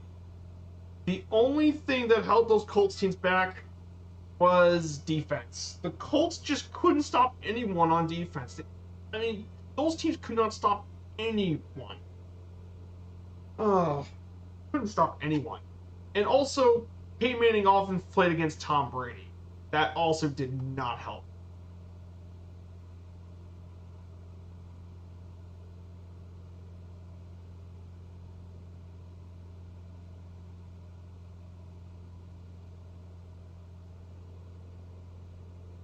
It also did not help was playing against Tom Brady. That did not help either. But yeah, in fact, if you guys want me to, I could do an NFL series if you guys want me to, and talk about NFL teams. But I guess for this, it probably you guys could let me know if I wanted to do something like that. Like I could go back to my sports stuff if you guys want me. I mean, I could talk about that all day. So we're gonna actually head up to Bloomington, which is next. Bloomington's next. Is the county seat of Monroe County, Indiana, 7th largest city in the state. It was established back in 1818 by settlers from Kentucky, Tennessee, the Carolinas, and Virginia. Population of 79,000 as of 2020. and it's most famous for being home to IU Bloomington, which is the main flagship campus of IU. It was featured in the Academy Award-winning film Breaking Away, when it reenactment of the annual Little 500 race here in Bloomington, which is a bicycle race. But it's home to many iconic landmarks and historic districts all around Bloomington. It's a very architecturally beautiful place to visit. And it's home to quite a few notable people. There have been some very notable people that have been around that are from Bloomington. They include voice actor D. Bradley Baker, musician John Mellencamp. Guys, probably he's been around the area. You have Alfred Kinsley, as well. You have William V. Eagleson, who was part of the Tuskegee Airmen. He was one of the members of the Tuskegee Airmen during World War II.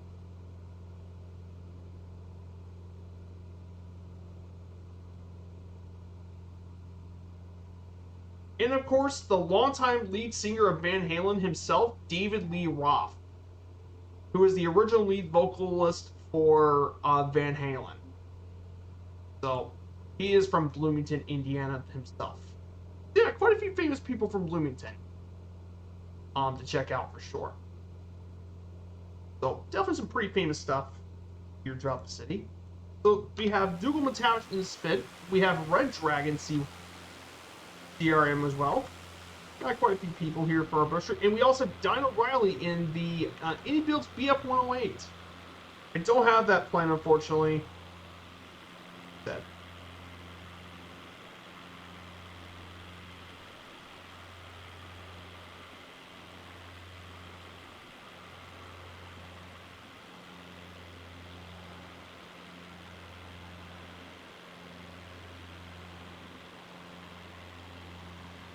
I'll be back in 1 second. I'm going to grab something. I'll check for something. I'll be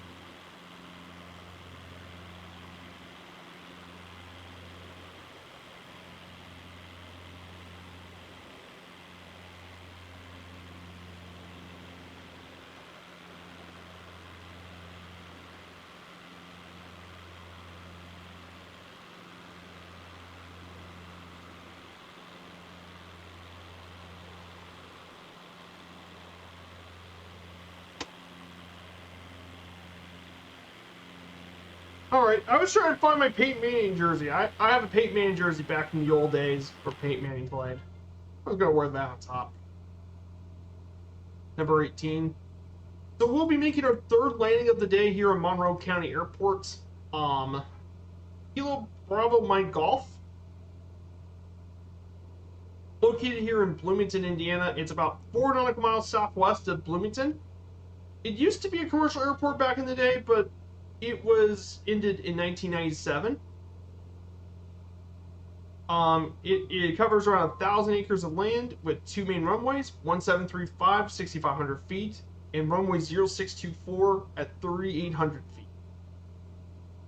And when it was constructed, it could handle planes up to the Boeing 727.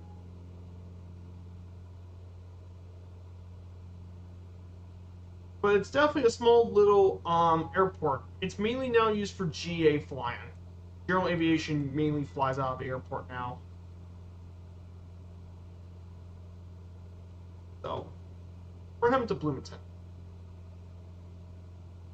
Home of IU, baby. Yeah. I gotta keep me a drink. I gotta call.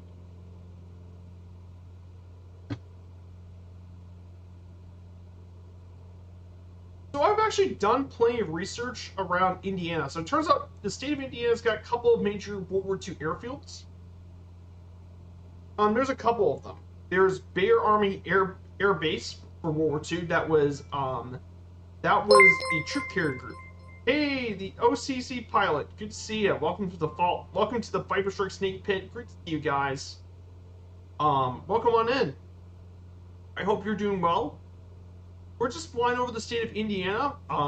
We're flying to Bloomington before we end up in Indianapolis.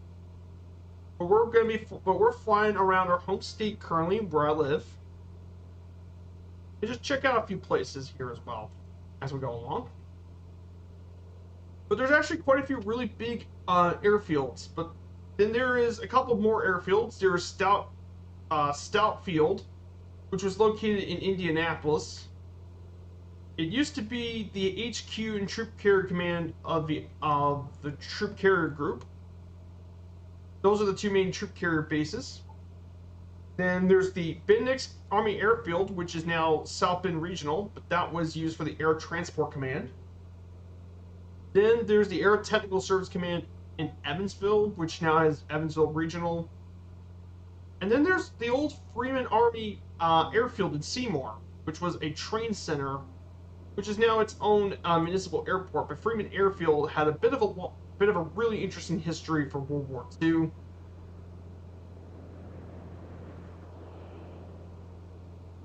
Hey, Shy Lucy's cute. Good to see you. Yeah, you're flying the F-18 on the Hornet. But that airfield was pretty big during World War II. And then there was Atterbury Army Airfield, which is now Lawrence Vincent International Airport. But it was Atterbury Airfield, and this airfield was used near Camp Atterbury, which is now a military training camp. And this airfield was used mainly with World War II as a troop carrier command, but mainly for training in the Army Air Force. And it became part of not just World War II, but the Cold War and even the Vietnam era. And it closed in 1969. And it's now Columbus Municipal Airport. So yeah, Indiana's got quite a few Army airfield bases all throughout the war. Hey, good to see you, Lucy. Welcome on in. So yeah, we're just doing some Indiana flying today. Don O'Reilly, Red Dragons, Dougal McTavish, and Lucy's way up there in that big old FA-18. Yeah, we're just flying over my home state. It's definitely a very pretty area. It may be a little flat, but if you stay within the southern Indiana region, it's actually quite hilly. Not the hilliest. Hey, Maple Simmer has now just raided with the party of 11. Welcome on in, Maple Simmer. Welcome on in, Maple Simmer and Maple Simmer viewers. This is Viper Strike 95, and it's great to see you guys. I stream here on Wednesdays, Fridays, and Sundays. I've been doing this since May 2021, and currently today we're flying around my home state of Indiana. We're heading to Bloomington before we end up in Indianapolis. Great to see you guys. I hope you had a great stream, Maple Simmer. Let me give him the shout out. I hope you had a great stream. So, guys, it's great to have you here as always. So, here's Maple Streamer's stream today. So, yeah, we're just checking out Indiana for a bit. I'll give you guys some information about the state. I do my research before we do the flight. But I wanted to check out several airports in the southern region of Indiana. So we took off earlier today from Clark Regional, which is actually my home airport, by the way, if you guys wanted to know. Kilo Juliet Victor Yankee. We went up to French Lick, then went to Santa Claus, Indiana, then to land at Evansville, passed over Vincennes. We're going to do a landing in Bloomington, and then after we did a quick landing in Bloomington, we're going to check out the city of Indianapolis and give you a little bit of a tour.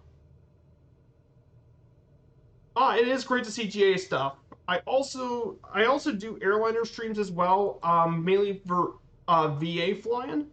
with Firefly Air of the Two-Tone Murphy community.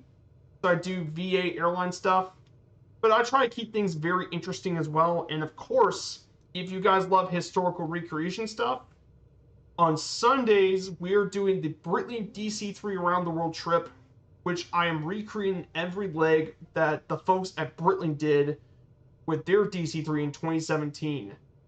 And Sunday is going to be the longest leg of the entire journey, 1,400 nautical miles. So it's going to be a long flight.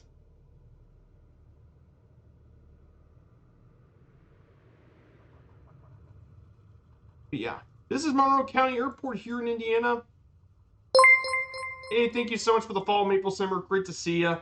If you guys like what you see, you can smash that follow button if you guys are enjoying what you are seeing. And why don't you guys check out my Discord? If you guys want to keep up to the latest of my streams and content, here is my Discord. As well. I'm gonna do some parking here, and I'm gonna watch some of you guys land here. This is the main G8 runway for this part. But yeah, we're checking out all the Indiana landmarks of my home state. Like I said, my home state's got a lot of really cool history and more about the state. It's got so many cool things about it. Got a rich history. It's got some really cool sports related stuff like basketball and the rest. So here is Monroe County Airport. So like I said, it's not a very big airport. It is a GA. It's mainly a GA. It used to be a commercial airport. But with Indianapolis being not far from here, you're going to be, you don't really need it. So let's get back to taking off again. I'm going to head back to the taxiway. But yeah, if you guys want to join in, this is a group flight, mind you. This is a group flight, by the way, so you guys are more than welcome to join along with us. We're Kilo Bravo Mike Golf at Monroe County Airport here in Bloomington. I'm on the Southeast Asia server. Oh, good to see you, my lovely Kaharia. How you been, my dear? So Kaharia, if you guys want to check out an amazing woman, an amazing female aviator and flight simmer, check out Kaharia, a great friend of the community. She's doing the Spitfire Around the World trips on Thursdays and Saturdays. She's been doing these journeys. So if you guys love to check out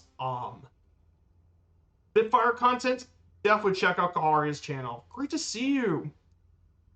I hope you're doing well.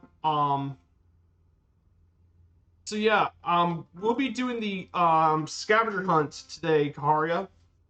So yeah, good luck in the competition, Kaharia. I might be able to win against you. I may be able to win this time.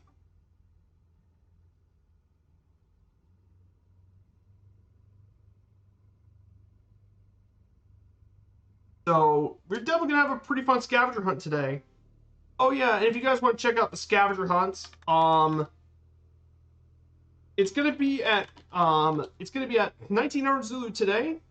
On Two-Tone Murphy's stream, we're gonna do the scavenger hunt thing as well, set up by Captain Butters himself. So it's definitely gonna be a lot of fun as always. It's excellent seeing you guys here as well. So guys, we have one final leg we're gonna be going.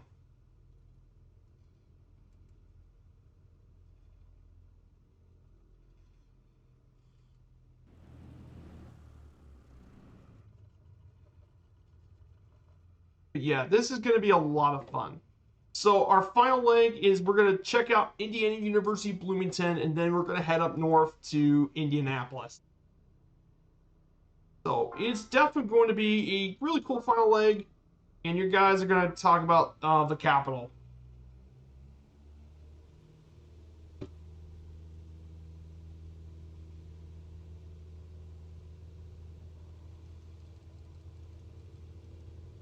That's 30, 40, 50...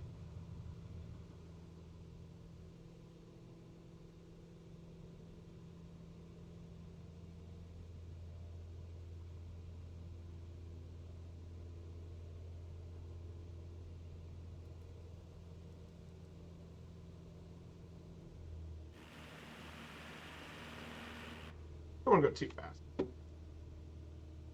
But yeah, IU Bloomington is the flagship of Indiana University. Established back in 1820. It is a member of the Association of American Universities. It's a very high research activity university. There's about 45,000 students currently have been enrolled here in IU Bloomington. The colors are green and crimson, and their sports teams are known as the Hoosiers, which is what you call people from Indiana. And there are some pretty famous IU people from IU. They include multiple academics. There are all sorts of academics. There's people of arts and humanities in the arts and humanities, like Emmy Award winner Elliot Baker, David Anspaugh, the movie director of both Hoosiers and Rudy, was from IU, and he did both those films. And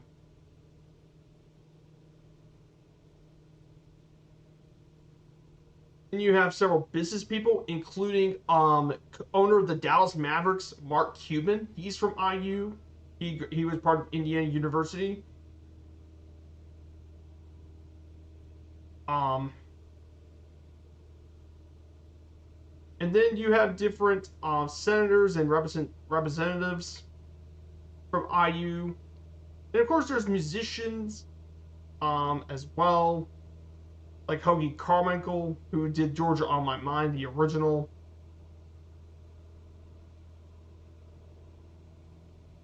And then there's all sorts of science and technology people. How about Jamie Heineman? Yes, you wouldn't believe this, but Jamie Heineman, Mythbusters. He was the former co-host of Mythbusters with Adam Savage, but he actually graduated from Indiana University as a special effects expert. Yes, he's from IU. He also Scott A. Jones, inventor known for his voicemail systems, graduated from IU. And how about James D. Watson, the co-discoverer of DNA, of the structure of DNA?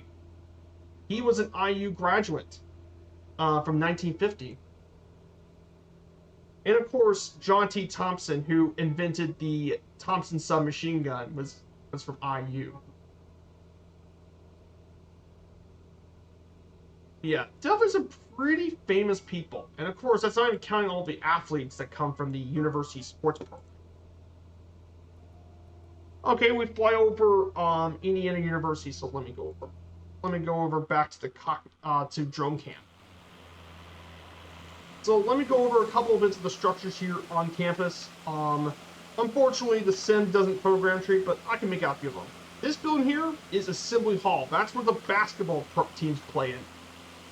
Assembly Hall is known as one of the most rowdy places to watch college basketball. It gives the Hoosiers a huge home court advantage every time the Hoosiers play basketball.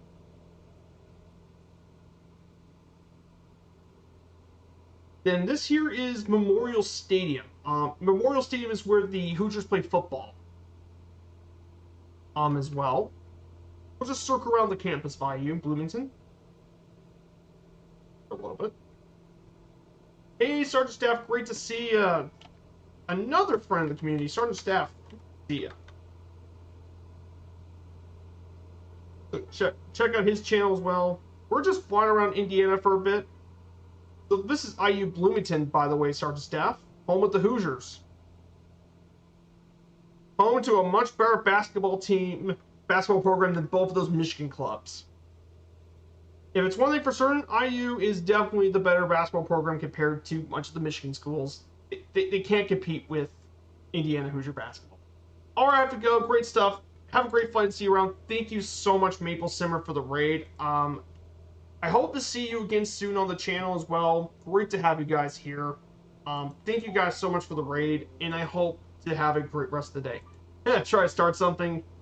Hey, at least IU basketball is more relevant than anything Michigan's produced. No offense to Tom Izzo and Michigan State and Michigan University, but IU has been much more relevant than both those programs. Even if IU hasn't won a championship since in decades, it's still more relevant.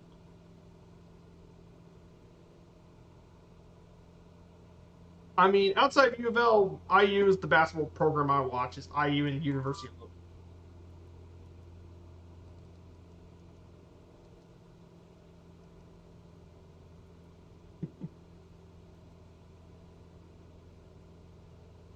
Yeah, you're going to go to Lansing in about an hour. Ah, nice. You're going to go Lansing for work. Yeah, really, really cool. Going to Lansing, that's pretty cool. Home. Oh yeah. I know we're in Indiana, but Lansing's actually Michigan's capital. Yes, a lot of people think Detroit or Grand Rapids is the capital. No, Lansing's the capital of Michigan.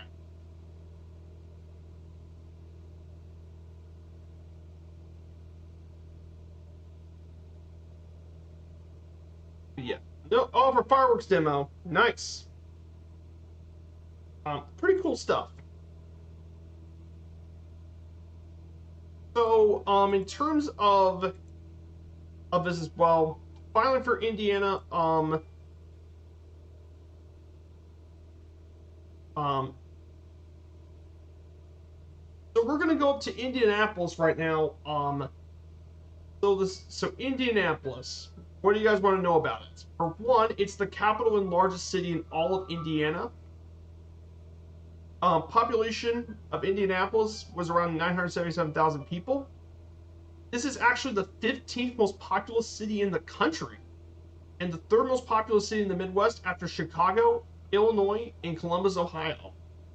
And it's the fourth most populous state capital after Phoenix, Arizona, Austin, Texas, and Columbus again.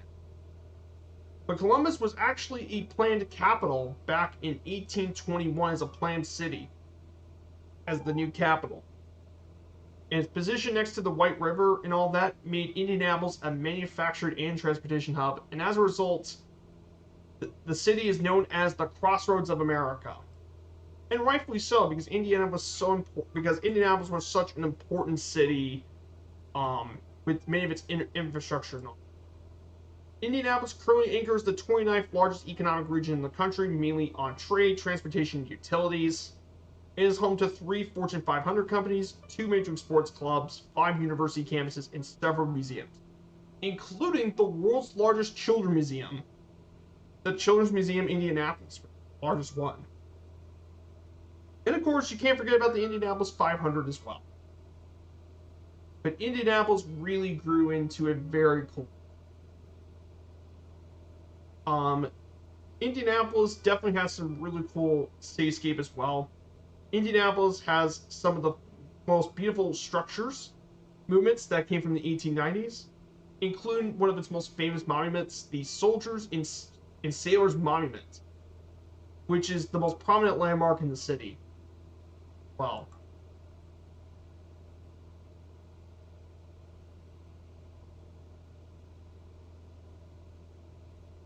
so definitely some very cool stuff about Indianapolis, as well.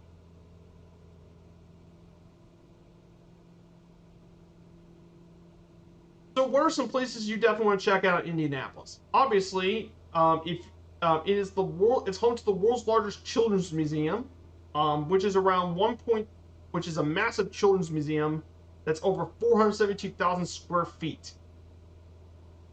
which features massive dinosaur habitats, carousel, a steam locomotive, and even a glass sculpture.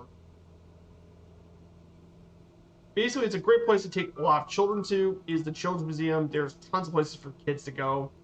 There's obviously the Indianapolis Zoo, which is the state's largest zoo, hosting over 1,400 animals. And it's actually the only American zoo in the country as accredited as both a zoo, aquarium, and zoological garden.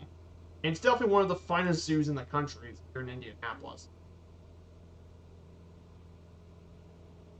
There's also many different military museums around the area as well, including the Indiana World War Military Museum and the Indiana World War Memorial Plaza. And here's a fun Indianapolis fact.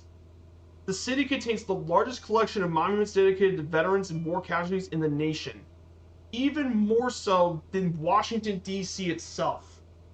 Yes, I'm not kidding. And there's tons of memorial sites for war memorials. Crown Hill Cemetery, the Indiana 9/11 Memorial, the Medal of Honor Memorial,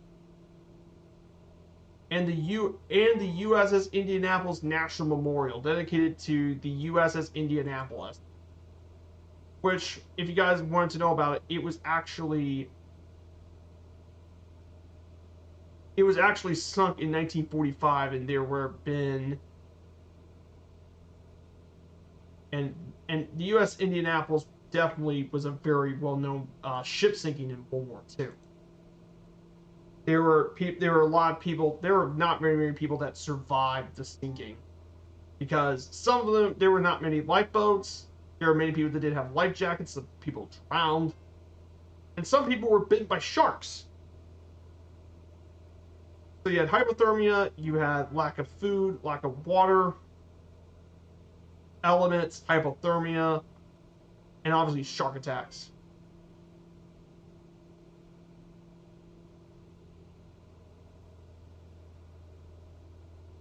And apparently, some people said 150 people died because they had a whole memorial to them too. The city is also home to some well-known. At least it is not Ohio. Yes, but Indianapolis has also got some pretty famous eateries. But one of the most famous is St. Elmo's Steakhouse. Is one of the most famous steakhouses in the country with its signature shrimp cocktail. But there's tons of other food districts all around the state of around Indianapolis, making Indy one of the more underappreciated food cities in the country.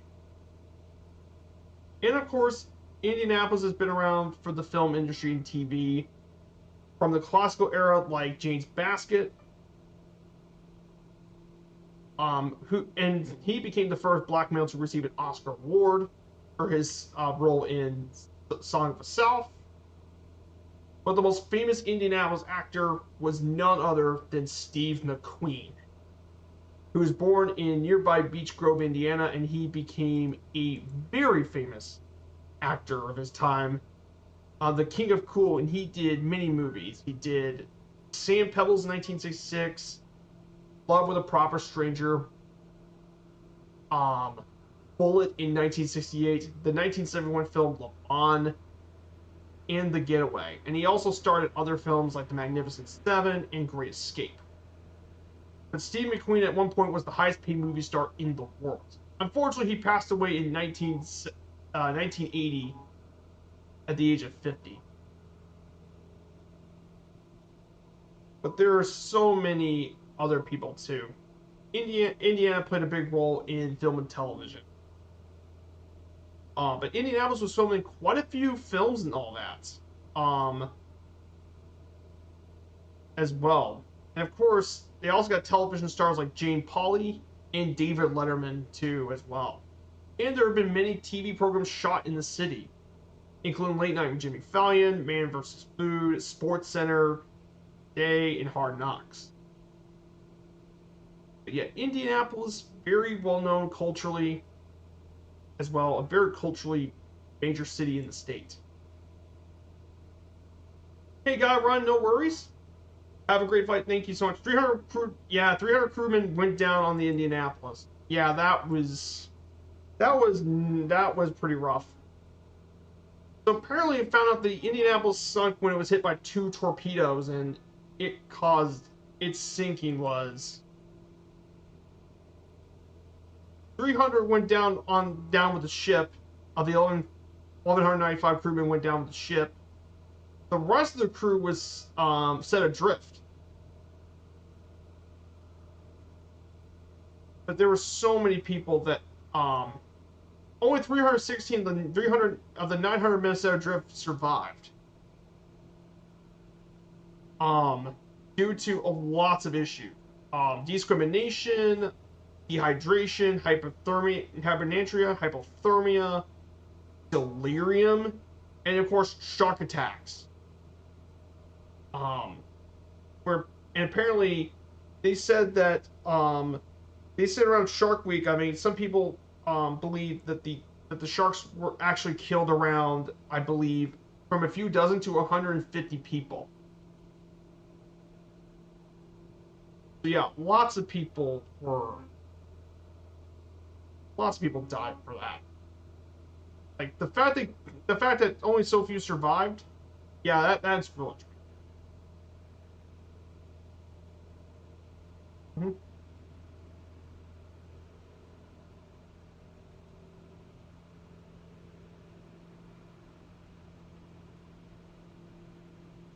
And finally, I want to go over a couple of famous people from the states.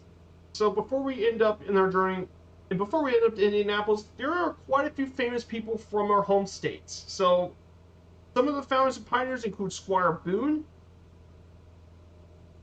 who was a frontiersman, Jonathan James, the first governor of Indiana, and Spears Spencer, who died in the Battle of Tippecanoe during the War of 1812.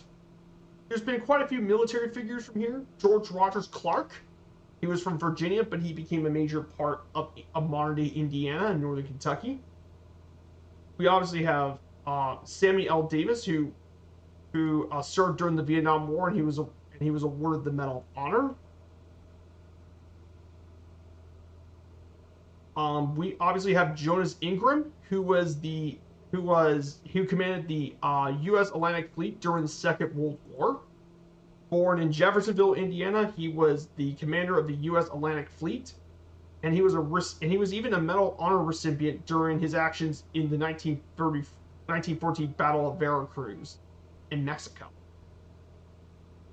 But he was definitely very well known during his events in World War II with his leadership and command with millions.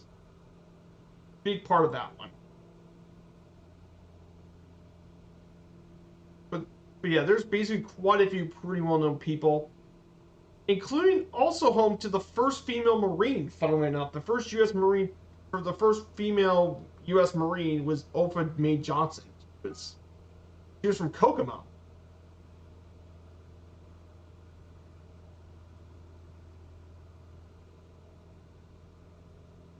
There's also quite a few politicians and activists from around Indiana. Abraham Lincoln grew up quite a few years from Indiana. Then you have labor and political leader Eugene Debs, and the only president to represent Indiana, the 23rd president Benjamin Harrison. And Indiana is also home to a few vice presidents. Most recently, Mike Pence. He was a vice president from the Hoosier state. But yeah, there's quite a few vice presidents and all that from around here. And famous U.S. Senator from Alaska, Theodore Stevens, was actually born in Indiana. And in terms of entertainment people, we have Ann Baxter, who was one of the queens of the golden age of films. He was born and raised in Michigan City. How about James Dean? You guys remember that name, James Dean? He was the main star of the main film Rebel Without a Cause, but he was actually born in Marion, Indiana. He passed away at 24 years old, but he was a cult. But during his prime, he was a cultural icon. Unfortunately for him, he passed away in a car crash.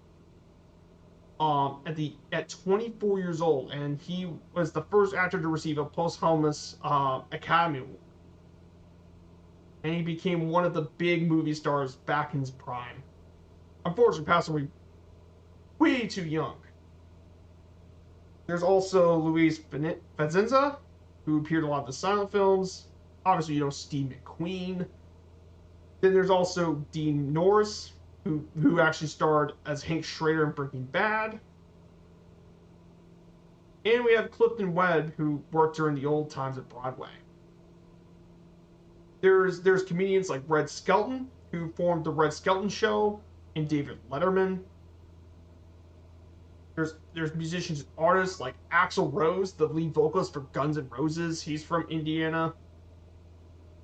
And of course, probably the most famous person from the state actually is Michael Jackson, him and the rest of the Jackson 5 were all born in Gary, which is way up north.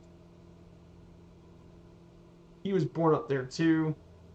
Indiana's got a couple of television stars like Nicole Gail Anderson and Joyce DeWitt. Sports people like Gil Hodges, Scott Rowland, and a few others. And that's baseball. Basketball stars like Larry Bird, Skylar Diggins, Zach Randolph, and Hall of Famer Oscar Robinson. Indiana's got tons of basketball players and also home to basketball coaches, including Greg Popovich, the longtime Spurs coach from East Chicago, Indiana, and of course the legendary John Wooden, who led UCLA basketball. And Indiana's also got a few football players, mainly Bob Greasy and Rod Woodson were both born native Hoosiers. And of course, Indiana's also home to some pretty well-known race car drivers, like Tony Stewart and also Jeff Gordon. Jeff Gordon was actually raised in Pittsburgh, and that's where he began his racing career. But yeah, Indiana's got so many famous people. It's not funny. And oh yeah, it's not just business stuff. I also got to talk about Indiana's aviation figures because, Indiana's got a lot of them too. They include astronauts. They include astronaut Gus Grissom from Mitchell, and of course, a very underappreciated aviator no one talks about. I know Allison's got a lot of famous aviators, but how about Margaret Richenberg? Born in Fort Wayne, Indiana, she was a very well-known barnstormer, and she became a very well-known ferry pilot of the Women Air Force Service Pilots. And she flew in a lot of very dangerous flying from ferrying, test flying, and target towing, and they did a lot, and was involved in all of it. And she was a big part of the air races scenes from the 50s to 70s, and she spent more than 40,000 hours of flying time. And she even wrote quite a few books too. But yeah, many astronauts from the state of Indiana, and even Wilbur Wright himself was from the state as well. Wilbur Wright came from Millville, Indiana. Wilbur Wright actually came from Millville, and he was one of the two Wright brothers that formed the modern aviation. So yeah. So definitely some very famous Indiana Hoosiers. So, okay, we're about reaching Indianapolis, but before we get going, let's go turn left and let's fly over to Indianapolis International. Kilo, India, November Delta. Let's fly over this airport for a bit. So let's fly near this airport for a bit before we head back to our merry way. So this airport here, it is Indianapolis International. This is the state's largest and busiest airport by a large margin, obviously.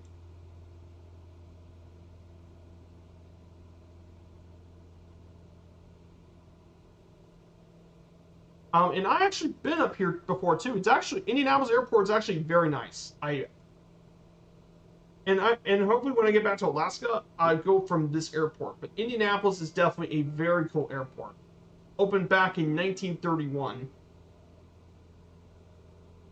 It's the main international airport here in Indy, and it's actually in fact, this airport's very similar to Louisville and Cincinnati's airports. It's definitely larger than Louisville's airport, and Indianapolis serves destinations both nationally and some international destinations like Toronto, Seattle, Austin, Fort Lauderdale, Las Vegas, LA, Orlando. But Indianapolis has another thing coming to fame this airport. It's also one of the largest cargo airports in the world.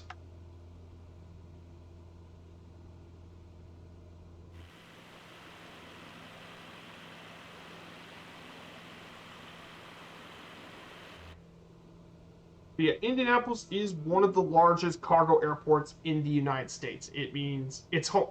FedEx mainly flies here. This is actually FedEx's second big U.S. hub, and they do international flights all around Indianapolis. As a result, thanks to FedEx, it's actually the second largest FedEx express hub in the world after Memphis is here in Indianapolis. And as a result, Indianapolis is the sixth busiest airport in the U.S. in terms of air cargo. So Indianapolis International is the king of cargo hubs here in the state. So yeah, pretty cool fact about Indianapolis International. Definitely a cool area as well.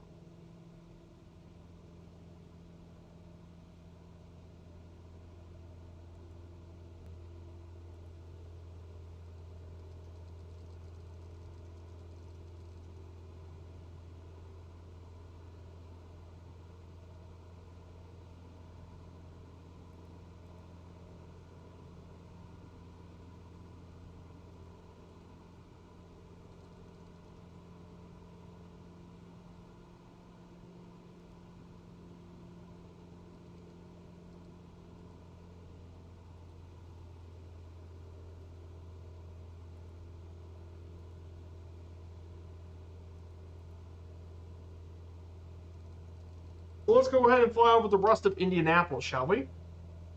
So the first place we should check out in Indianapolis, it is actually going to be the home of the Indianapolis Colts. And that is Lucas Oil Stadium. This should be the first place in Indy we should definitely check out is Lucas Oil.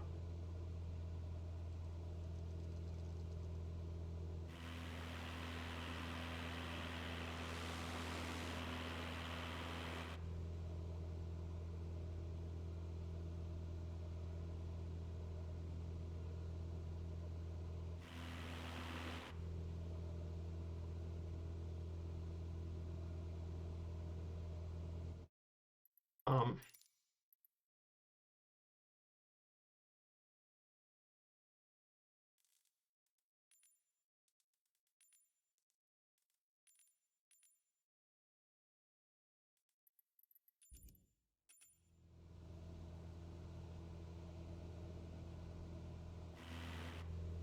so Lucas Oil Stadium here is the main football stadium here for the Colts. It's been open since 2008. It's the home of the Indianapolis Colts. Seat capacity is it's a pretty nice football stadium as well. The seat capacity is around.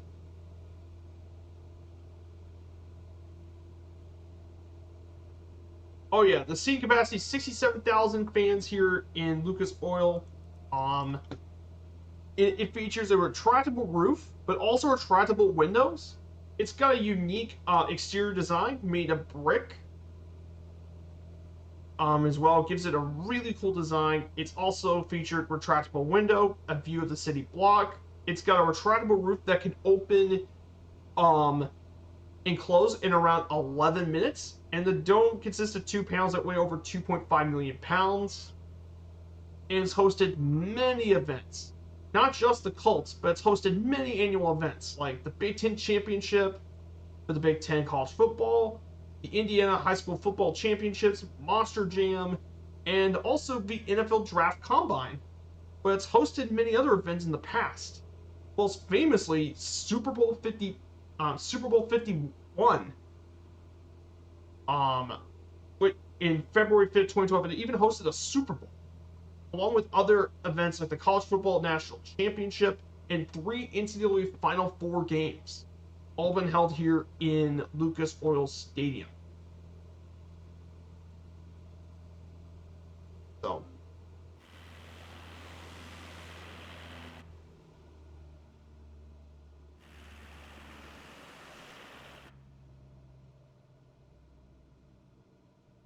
yeah, here's Lucas Oil.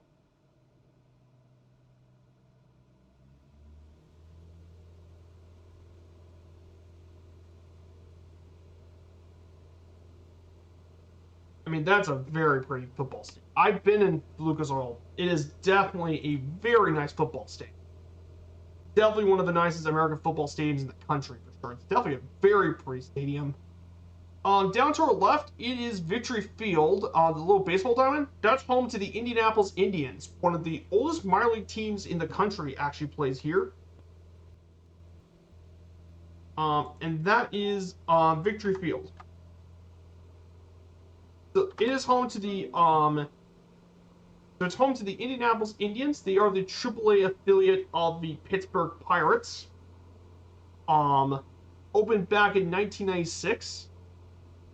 Um, and it hosts around 12,000 people, but they can expand up to 15,000 people. But it's definitely a very nice minor league ballpark. And then we also have Indiana's basketball arena, the main professional basketball arena, Gainbridge Fieldhouse, which is home to the Indiana Pacers. There's the baseball field. There's pictures. There's Victory Field. There's Lucas Oil, which is still really, really cool.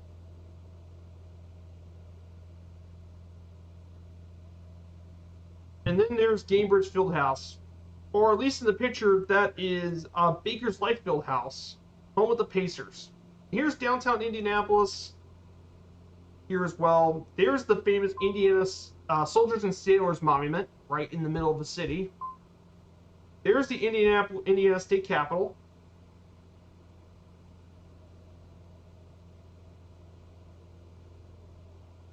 Definitely. Hey, that's a really unique looking stadium. It is a very unique. Dougal and thanks for coming, Dougal and Dino Riley. Thank you so much for joining along on today's flight. Thank you guys so much for joining along here today. As well. I hope you two have a great rest of the day and enjoy your flights. I hope to see you all soon. So yeah, that is a little bit about the city of Indianapolis. Let's go back to So yeah, but Lucas Oil Stadium, I would agree with you completely, Red Dragon. It is a very unique sporting facility for sure.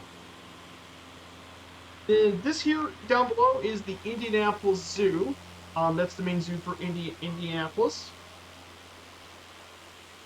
There's Indiana University IUPI.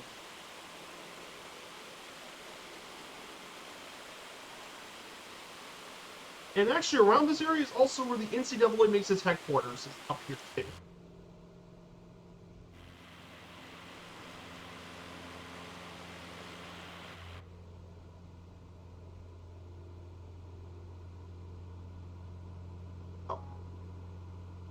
Alright guys, let's go and head up to...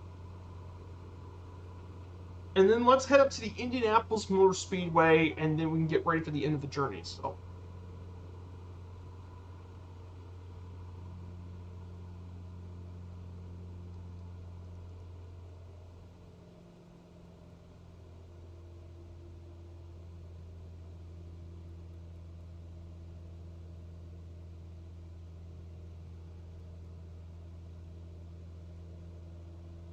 And finally, no trip to Indianapolis will ever be complete without visiting the Motor Speed. The Indianapolis Motor Speedway. This famous speedway was actually opened back in August 14th, 1909, architected by Carl G. Fisher and a couple of other people. It is the main international raceway for Indianapolis, home to the Indianapolis 500.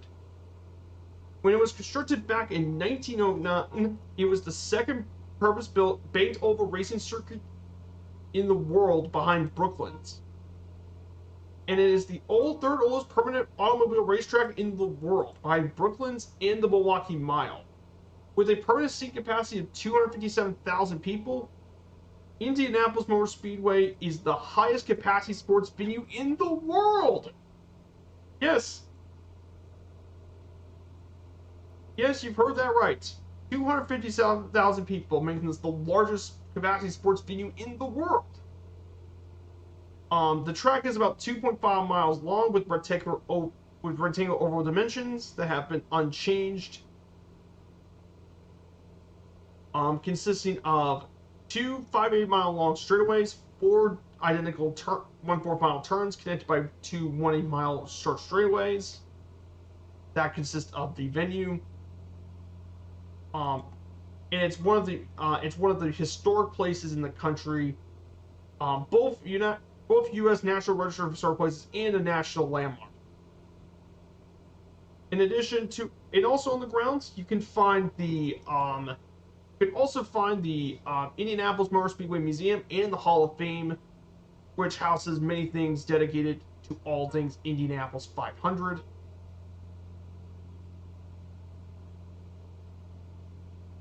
And of course, the most famous, the nickname for the stadium is the Old Brickyard, is the nickname of.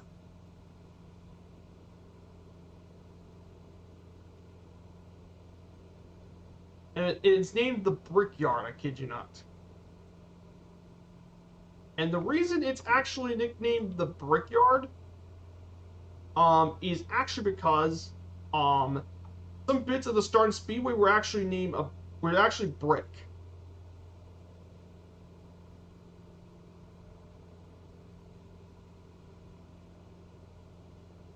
Oh, I think we are. I think we just went past the Motor Speedway.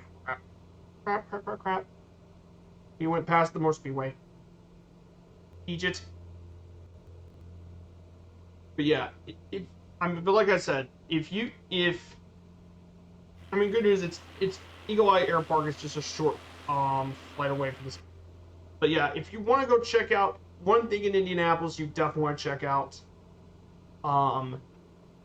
the Speedway, especially if you're a racing fan.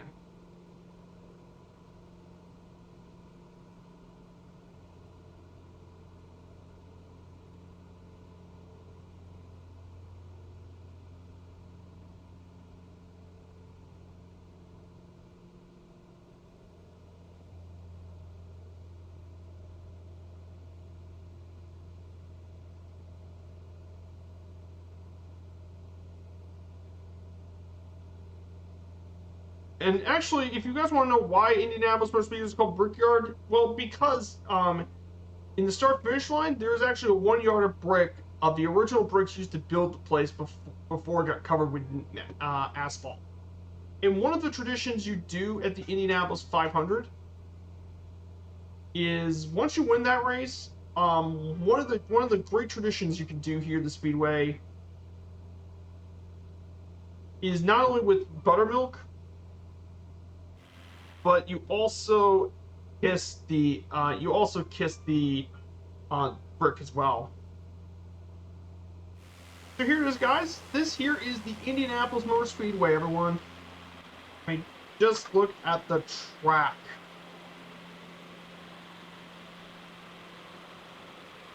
I mean, just look at this. It is a very impressive racing facility. Oh yeah, and there's also a golf course on here. Yes, you heard right. There's a golf course here too. And yes, there have actually been golf tournaments held in this golf course, by the way, as oddly as it sounds. But it's true.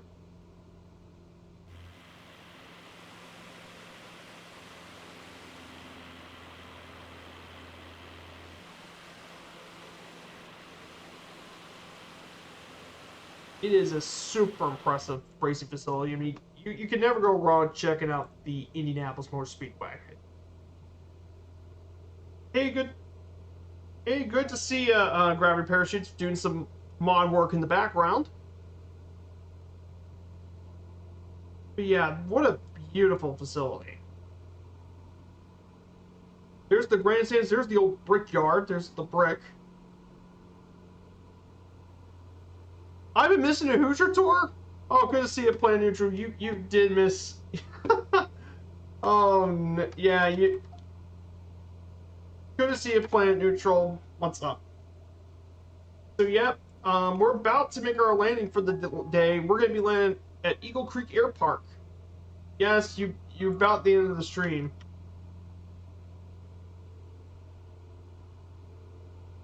But yeah, this is Eagle. We're gonna head up to Eagle Creek Air Park, which is a public airport located 7 nautical miles west of Indy, and it's mainly used for general aviation up to the big Cirrus jets, up to the big Citation jet. But yeah, you can definitely check out the VOD. Oh, it's okay. I know what it looks like. Yeah, no worries, Plan Neutral. Yeah, definitely check out Plain Neutral's channel. He's a great friend of mine. Yeah, you've been through a lot of it, but I'm showing a lot of the non-locals what's up here in Indiana. So what we did today, Planet Neutral, we started from my local airport at Clark Regional, went to French Lick, checked out Evansville, flew over Vincennes, Bloomington, Indiana, and then made it back to Indy. Hmm. But yeah, it's a great stream, and it's a great chill way to get ready for the 1,400 nautical mile journey that's going to be Sunday.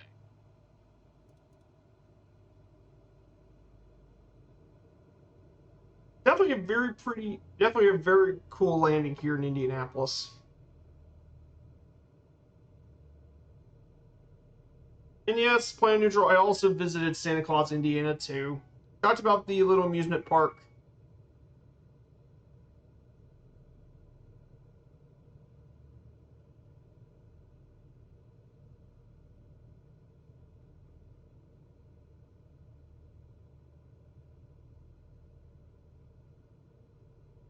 Oh yes, Holiday World. I want to go back to Holiday World, Planet Neutral. That has been the one place in Indiana I want to go back is Holiday World. I haven't been there in how long? Get her stop. Beautiful.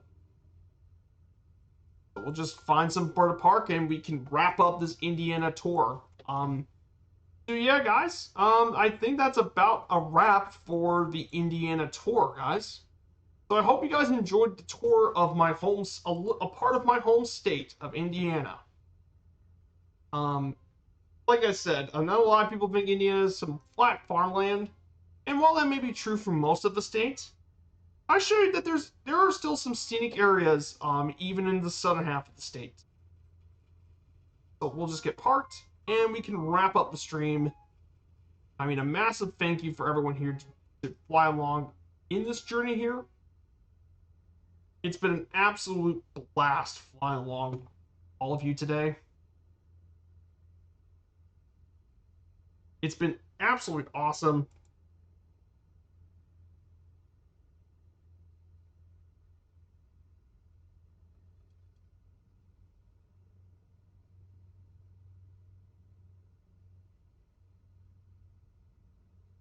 So yeah, we're gonna be seeing me Sunday. I'm just gonna. So yeah, guys, massive thank you for everyone. Depending on how long it takes me to get this thing turned off, we might check out two. I might wait for Two Tone Murphy's channel to pop up and go along and raid his channel, and get him the raid. I depend. I can get. Yeah. But yeah, beautiful little airport, little GA port right inside of Indianapolis, right where you find a boatyard.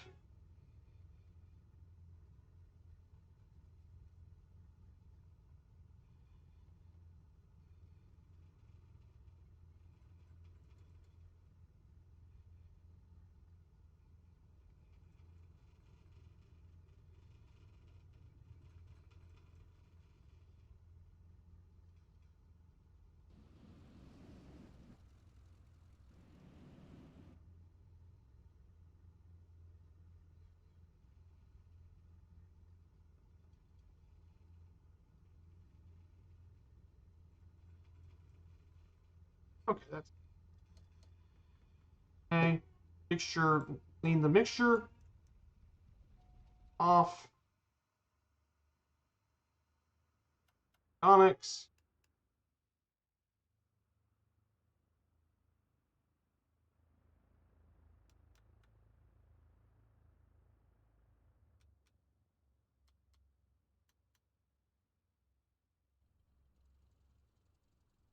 So that is it, guys. That should wrap up the trip today.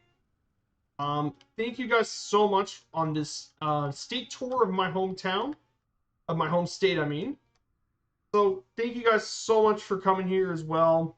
Um, Great fun as ever. Oh, I appreciate Red Dragon. I mean, this has been a great stream. And thank you guys so much for coming around into my home state of Indiana. I know a lot of people don't think it's the most exciting state, but there's a lot of charm in Indiana for sure. And I'm very happy to show you guys my home state for a bit. So, I don't think Tucho Murphy's going to be on for a little bit, so maybe I should probably rate MSF as official just in case. As I don't think Murph's on right now. Unless he someone gets on in the next few minutes, but I'm guessing I'm going to rate MSF as official. Which, I mean, you can't go wrong with them. So we're going to do it. Guys, stick around for MSF as official. They're doing one of their community group flights today. Apparently, they're on a group flight to Norway, which is a great place to check out. So, hope to see you guys soon and have a great Sunday. We got that 14 nautical mile journey we got to go through Sunday, so that's going to be an absolute pain. So, take care, everyone. See you then.